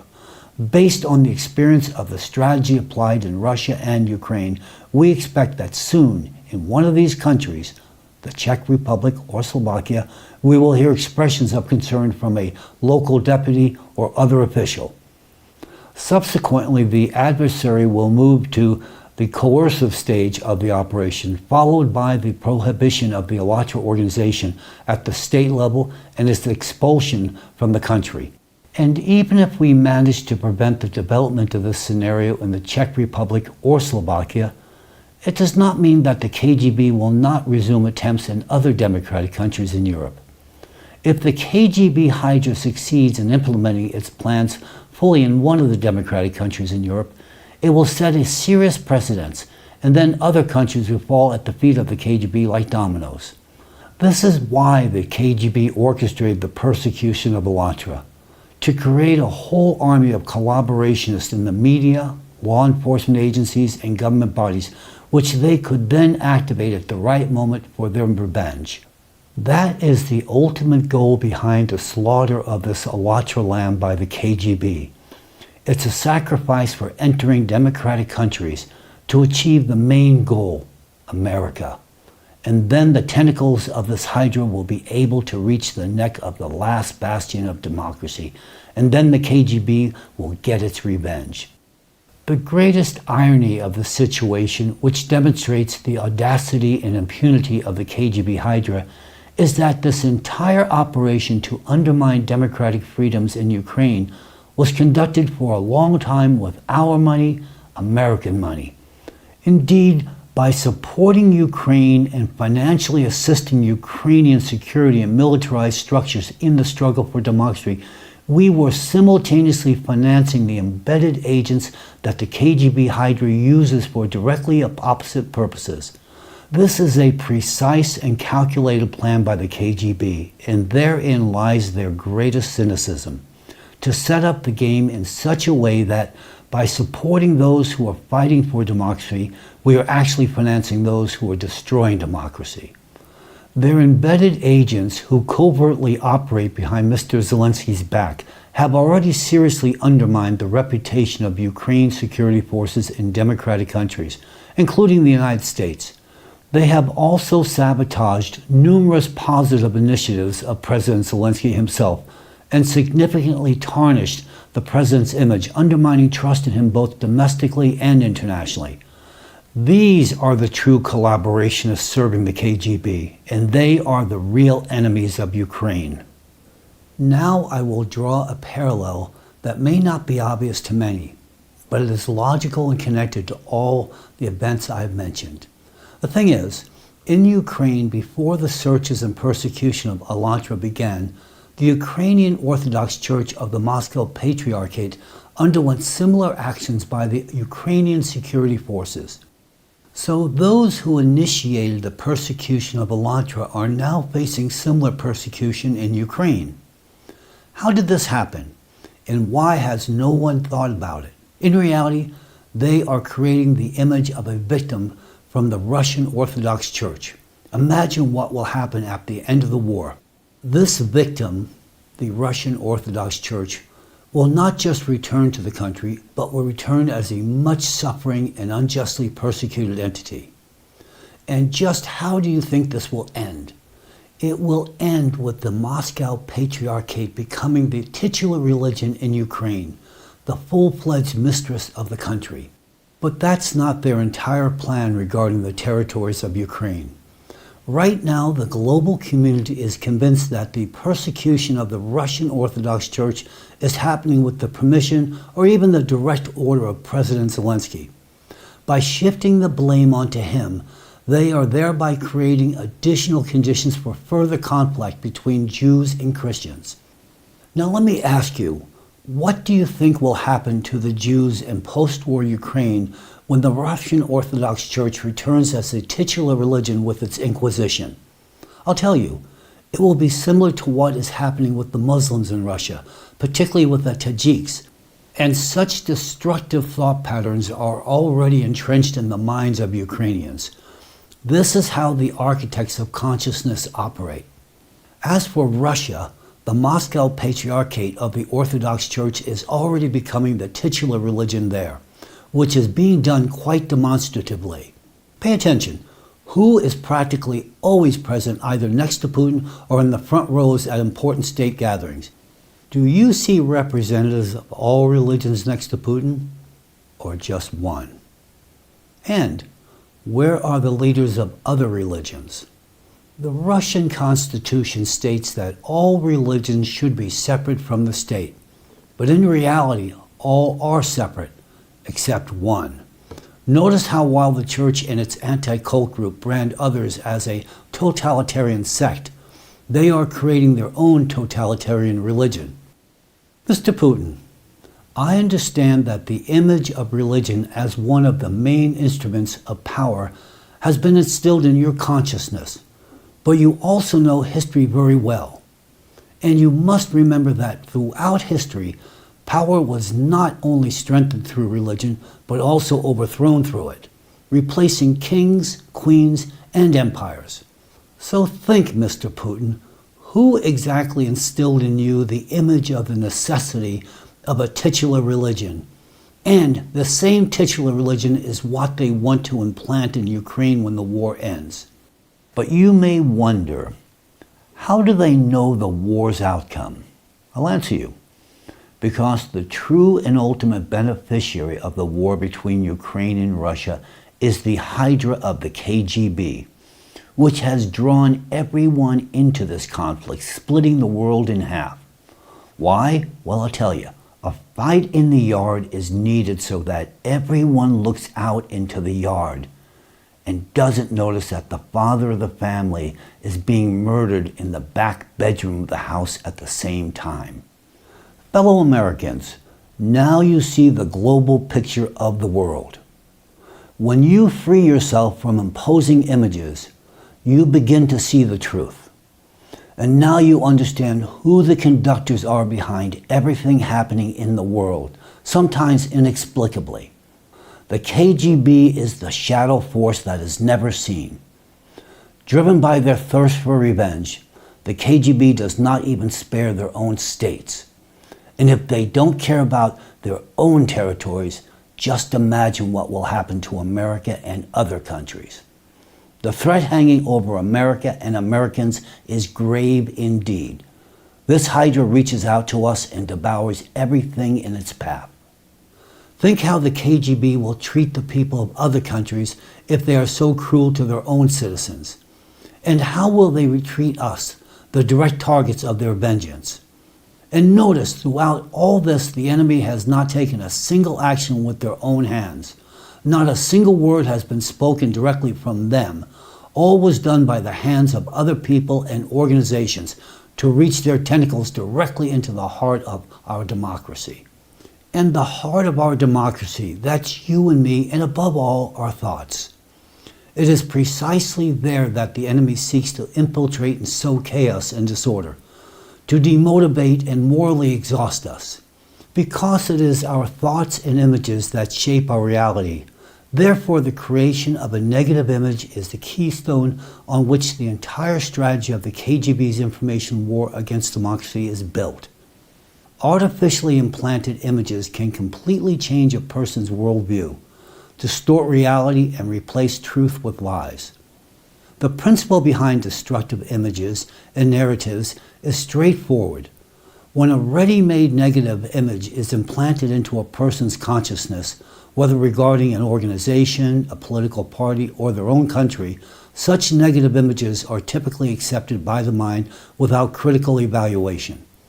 This is because they trigger deep-seated fears and concerns in individuals, such as fear for oneself, one's future, which in turn evoke numerous doubts and anxieties. It is these emotions that signal that the artificially implanted image has begun its destructive action. All these images are linked to the instinct of survival inherent in each of you. Everyone is hearing now about how our world is on the brink of nuclear war. This narrative is actively fueled by the very shadow force that, through its proxies, implants the necessary images into the consciousness of a vast number of people. But why are people so actively, artificially forced to adopt such a scenario? Because if this image enters the consciousness bypassing critical thinking, then the individual begins to perceive it as their own idea, and then that person internally becomes prepared, accepting that nuclear war could indeed happen. So, they agree with this scenario. And here arises the question, what if this person is the head of a state?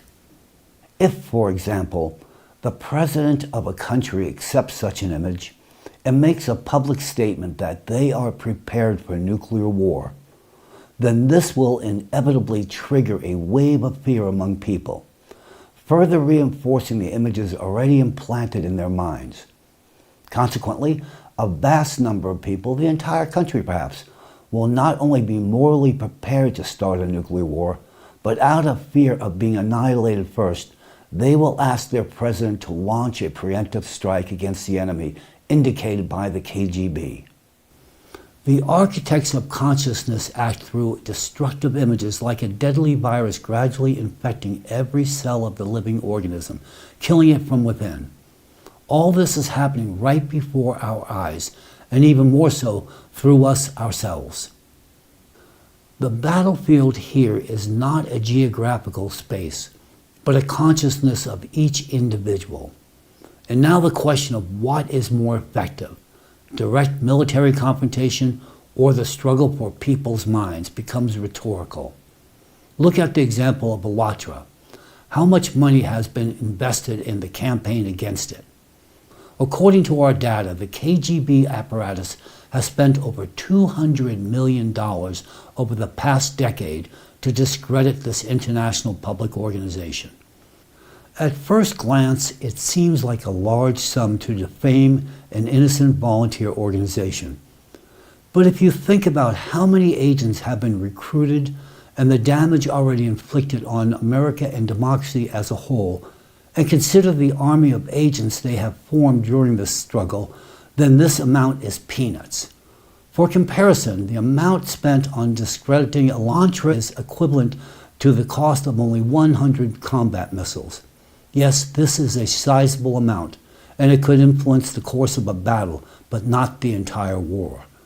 At the same time, the same amount spent on expanding the network of influence agents in the media, political circles, law enforcement agencies, and among opinion leaders significantly contributes to the strengthening of the KGB's positions and bringing them closer to victory.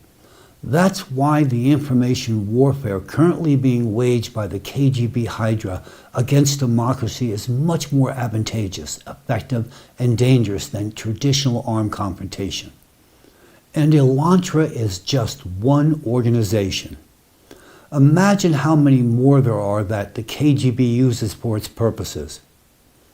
Now you understand which is more effective, open confrontation or a small, unnoticed but deadly information virus that gradually infects and kills the host body from within, which may not even know about it until its last breath.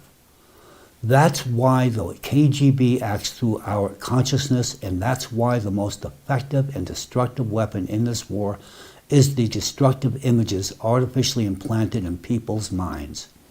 The entire strength of the KGB lies in their secrecy. Until today, they have been operating in the shadows, and everything they did went unnoticed by the world's intelligence agencies. But they didn't know that we were watching them closely.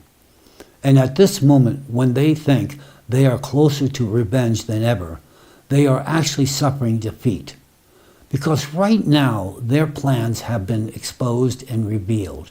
Today, we have presented to you just one example from the multitude demonstrating the methods by which the KGB seeks to undermine democracy in America and thus destroy it worldwide. The Elantra case is just the tip of the iceberg of numerous and long-lasting KGB operations conducted in the shadows, remaining unnoticed by intelligence communities and security services worldwide. And what I have revealed today is just a drop in the ocean of everything they continue to do to achieve their revenge. Behind many past and present wars and confrontations between countries stands precisely this surviving super-secret part of the KGB structure. It is this organization that is pushing the world towards nuclear war today. And they don't care that this war could destroy everyone and everything. Their hatred and thirst for revenge are boundless. In their quest to destroy democracy and get their revenge, they will stop at absolutely nothing, even if it means destroying the whole world. The KGB does not seek to restore its empire. They aim to destroy the world that once destroyed their empire. In 1991, when the Soviet Union was dissolved without a single shot fired by the efforts of the U.S. intelligence services, this faction of the KGB felt insulted and deeply humiliated before the entire world. It was a catastrophic blow to their pride and ego. Therefore, today they are obsessed with the goal of destroying the source of their deep humiliation, the United States of America. Our world is already headed towards totalitarianism. If the actions of the KGB are not stopped, their influence on societal processes worldwide will be catastrophically increased with each passing year. I remind you, while these elections in the United States proceed relatively smooth with moderate KGB influence, the next elections will be entirely under KGB control. And 2028 will be the last year of democracy. The KGB will install a leader of America who is completely under their control and who will initiate what seems to be a natural occurrence of civil war in America. The seeds of this war are being sown in you right through the narratives of KGB agents in the media, in mass culture, and through the calls of public figures. Aren't we hearing messages in the American information space today that would have seemed unthinkable even 10 to 20 years ago?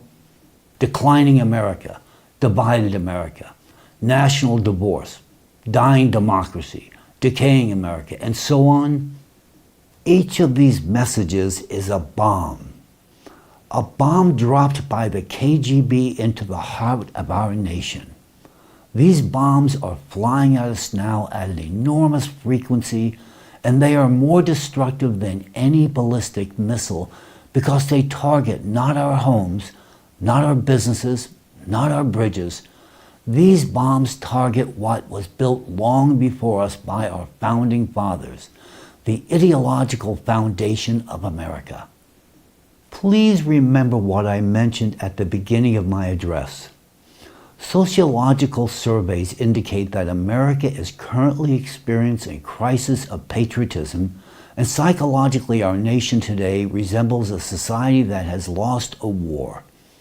Now you understand why. Because the war is already underway. It's the KGB's war against us. And so far, we are losing it by allowing the images imposed by the KGB into our consciousness. Images of a declining and worthless America. Fellow Americans, I want you to clearly realize how monstrous the implementation of their plan would be. The United States is the bastion of global democracy, and its true strength lies in the hearts of Americans. Democracy is not only embodied in documents, it lives in the soul of every citizen of the United States. And the downfall of democracy in America would mean its end worldwide. Understand, the KGB's goal is not simply to harm us, humiliate us, or weaken us. Their goal is to destroy us, first morally and then physically. And they do it with our own hands. Divided, torn apart by civil war, drenched in the blood of her sons and daughters. This will become our America. On the ruins of our nation, either total chaos will reign or totalitarianism, which, in the absence of democracy, will dominate the world. Those of our children who survived the chaos of civil war will be subjected to harsh tyranny and actual slavery. The future that the KGB has prepared for us and our children is grim. Do you want your children to live in a world where their only dream is to serve a tyrant? This terrifying future could soon become our reality because its image is already being implanted into your consciousness by KGB agents, collaborationists who have sold our future for their own momentary personal gain. Americans, ask yourselves, do you realize that the onslaught of destructive narratives by the KGB spread by collaborationists in our media will soon lead us to start destroying each other in a civil war? Or does this seem unlikely to you? Then remember that just 11 years ago, Ukrainians and Russians would never have imagined they would be killing each other in a brutal war. But for the past 2 years, this bloody war has claimed the lives of hundreds of thousands of people.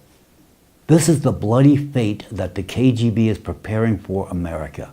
Do you know what the biggest cynicism of their strategy is? Well, it's that we, driven by KGB narratives, will be destroying our own country, believing that we are fighting for our freedom. We will believe that killing each other is our decision and that we are performing a heroic act. According to the KGB plan, America must not only be destroyed, but destroyed by our own hands. And the KGB will revel in their victory and long-awaited revenge. The unique aspect of today's historical challenge is that preventing the destruction of America and changing the course of events is within the power of no one but you, Americans.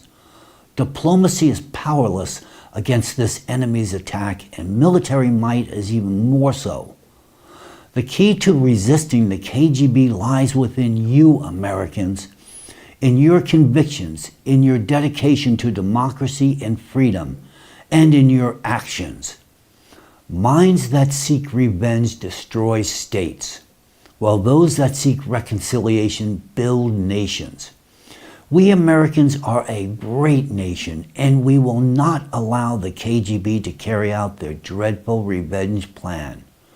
We have navigated the ship of America through numerous complex situations, steering it away from dark and heavy storms. America has always been renowned for its captains. Americans, the captains of America, that's you. That's why we are addressing you today. We appeal to your reason, your courage, and your freedom. Captains of America, we must free the ship of America from the clutches of the Hydra, which is steering it towards the rocks where it will shatter to pieces. We must take the helm into our own hands and steer our ship into the clear waters of the ocean of freedom and democracy to conquer new horizons. To begin with, we must pull the tentacles of this Hydra from our own minds and cleanse our perception of the destructive narratives that the KGB agents forcibly attempt to instill in each and every one of us. They are merely manipulating our images in our minds. The primary battlefield is our consciousness, and it must be defended first and foremost. We need to activate our critical thinking to the maximum extent regarding all the information we consume and not allow destructive images to penetrate through our consciousness to our hearts. If we see, hear, or read information that contains models of dissatisfaction, denial, hatred, or disappointment with our country and its people, we must not allow these messages to pass through our critical thinking, and we must consciously stop them. Just as we take care of the cleanliness of our home, we must take care of the cleanliness of our consciousness, guarding it from the infiltration of poisonous thoughts imposed by the KGB. Here, everyone must take responsibility for themselves and for America as a whole. The KGB has already dragged each of us into a war against ourselves. But now that we know their plans and methods, we can defeat them. Therefore, I appeal to your prudence, humanity, and the spirit of democracy within each of you. Free yourselves from the KGB narratives that manipulate you. Stand up for freedom and democracy, and most importantly, for the prosperous future of America itself. For our victory in this war, we need total mobilization. In this mobilization, we don't need to take up arms. All we need to do is remember that we are Americans. We are the heirs to the great forefathers. And we must firmly know that America was great, is great, and will always be great. Regardless of what anyone claims, trying to weaken the spirit of our patriotism, we owe it to ourselves, first and foremost, to be Americans and to carry on the great legacy. I allow myself to quote the words of the great communicator himself, President Ronald Reagan, whom I deeply respect and had the privilege to work with in the White House. President Reagan said, and let me offer lesson number one about America. All great change in America begins at the dinner table. So tomorrow night in the kitchen, I hope the talking begins. And I allow myself to continue these words. Americans, conversations around the kitchen tables must start today and not stop until we have defeated this vile hydra of the KGB. And these conversations must be about the greatness of America, its steadfastness, its beautiful future, and how we can strengthen and fortify our beloved country. We must stop accepting the destructive images imposed on us once and for all. The information on how the KGB's Hydra operates needs to reach everybody and everyone. Take care of all citizens of the free democratic world and tell them that the truth about the reality we live in. Warn them about the goals of the KGB, about how their agents of influence operate, and how they affect our minds. If we have understood the essence, explain the cause and effect relationships to other people and help them trace the narratives imposed by the KGB within themselves, so that they can get rid of them and also help others. We must act quickly and decisively, or it will be too late. It is essential to understand the main thing. From children to elderly, we are all already at war. We are on the front line, and this front line is in the mind of every citizen. To prevent the KGB from destroying America, keep an eye on the statements of opinion leaders, journalists in the media, and politicians. And if you see that someone is promoting destructive narratives, undermining democracy through these channels, do not stay silent about it. You should know if someone is using the media to sow interreligious, interracial, interethnic discord, rhetoric about the state division, the decline of America and democracy, or propagating any form of division among people, baseless negative attitudes towards any organizations, individuals, or countries.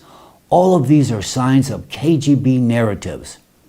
And these narratives are introduced into society by their agents, who act as collaborationists in relationship to their own country, since they betray its interest and contribute to the destruction of democracy. And if these signs are present in certain publications in the media, it means that behind them are not just journalists, but collaborationists who have betrayed their country and sold themselves to the KGB for money. I want to emphasize that we are not calling for banning others' opinions or infringing on free speech. We are instead calling for critical thinking and for the public exposure of clear instances of democracy being undermined. Remember, there is a real war going on for the future of America, for your future, for the future of your children. And each of you is more responsible than ever for its outcome.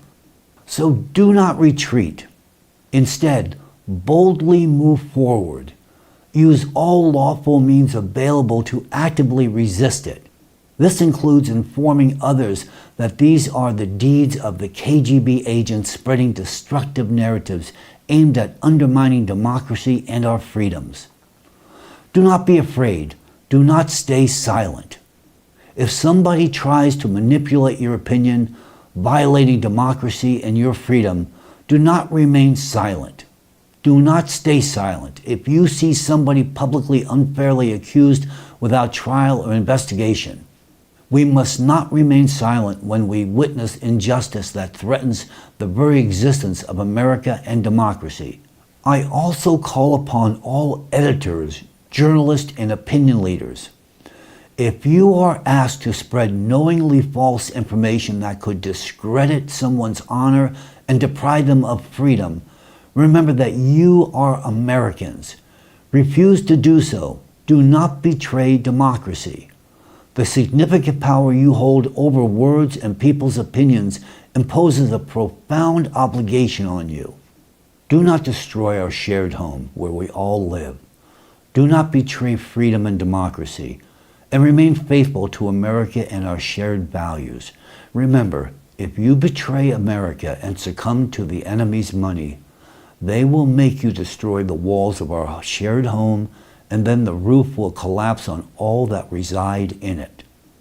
To prevent anyone else from suffering at the hands of the KGB Hydra, as the volunteers of Alatra, other organizations, and entire countries have, the entire democratic community must take action. We must not allow KGB agents to evade accountability. As citizens of democratic nations, we possess inalienable rights to freedom of belief and its free expression, freedom of speech, the freedom to associate with others, the freedom of peaceful assembly, the right to development, and to participate freely in cultural life. Anyone who infringes upon these sacred rights must be held accountable. Therefore, I urge all who have ever suffered from the actions of KGB agents, who have been slandered and subjected to harassment and persecution, to not remain silent. Share your story with the world. Now that you know the true reason behind your unwarranted persecution, it is the KGB's quest for revenge. Therefore, Those who participated in your persecution are direct agents of the KGB and must be identified and exposed. When we realize that behind every infringement of democracy lies warfare, then we will approach it with utmost seriousness. When we identify and remove KGB agents from our democratic society, those who act against our interest, and when we interrupt their influence on our minds, we will be able to protect our rights and freedoms. When we drag this KGB Hydra into the sunlight of truth and sever its tentacles, it will become just an ordinary jellyfish that will dry out and evaporate under the sun of truth. The KGB is only strong when operating in the shadows, but they lose their power when their plans, methods, and ways of working are exposed. And that is what is happening now. That is what I urge all of us to do. Deprive the KGB of the levers of their control, their tentacles, bringing them out of the shadows into the light, where they become powerless. I believe you now understand why this topic required special attention and a special format of presentation.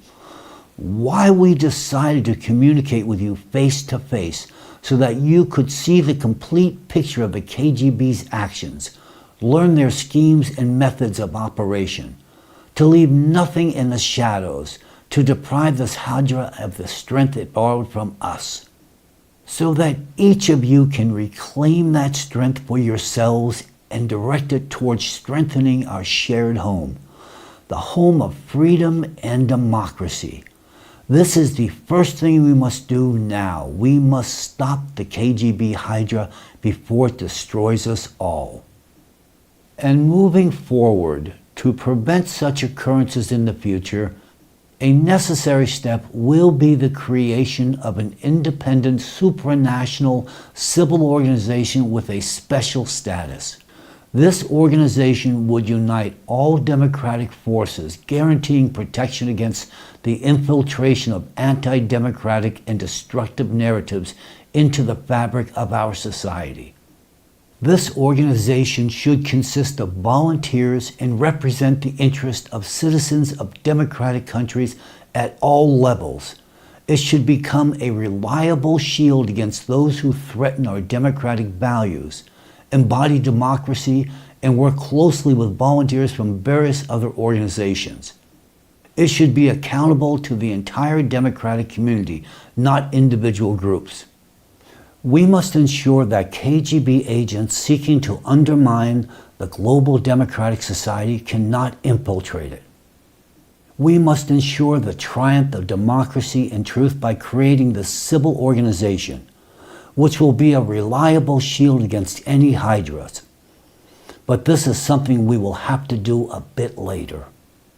But today, the KGB Hydra still permeates our society with its tentacles and controls the minds of many from the shadows. Therefore, we must exert maximum effort to bring it into the light and expose its plans and methods and to maximize international scrutiny. And only you can do this. Americans, we were on the brink of defeat, and it seemed like the sun was almost setting. But I want to tell you that we have won the battle against the KGB Hydra right now. You have won because you have now learned about the existence of the hidden enemy. You have learned who the true culprit of all our woes is, who and why was splitting our world apart, stirring up countries, and who was committing and continues to commit acts of terror. You have learned who was organizing wars and misleading entire states. But you have also learned how to defeat this Hydra. Just a few hours ago, this KGB Hydra was confident in its victory over America. They prepared champagne and crystal glasses to drink to victory in their revenge. But now we say to them, go ahead, drink this champagne to your eternal rest. We are Americans, and we will not let the KGB Hydra have its revenge. America has always been renowned for its captains, who invariably stand guard for truth and will never let evil prevail. Victory will be ours. Dear Americans, to ultimately win this war of the KGB against America, the most important thing left is simply for each of us to honestly ask ourselves, who am I in this fight? Am I a collaborationist or am I an American?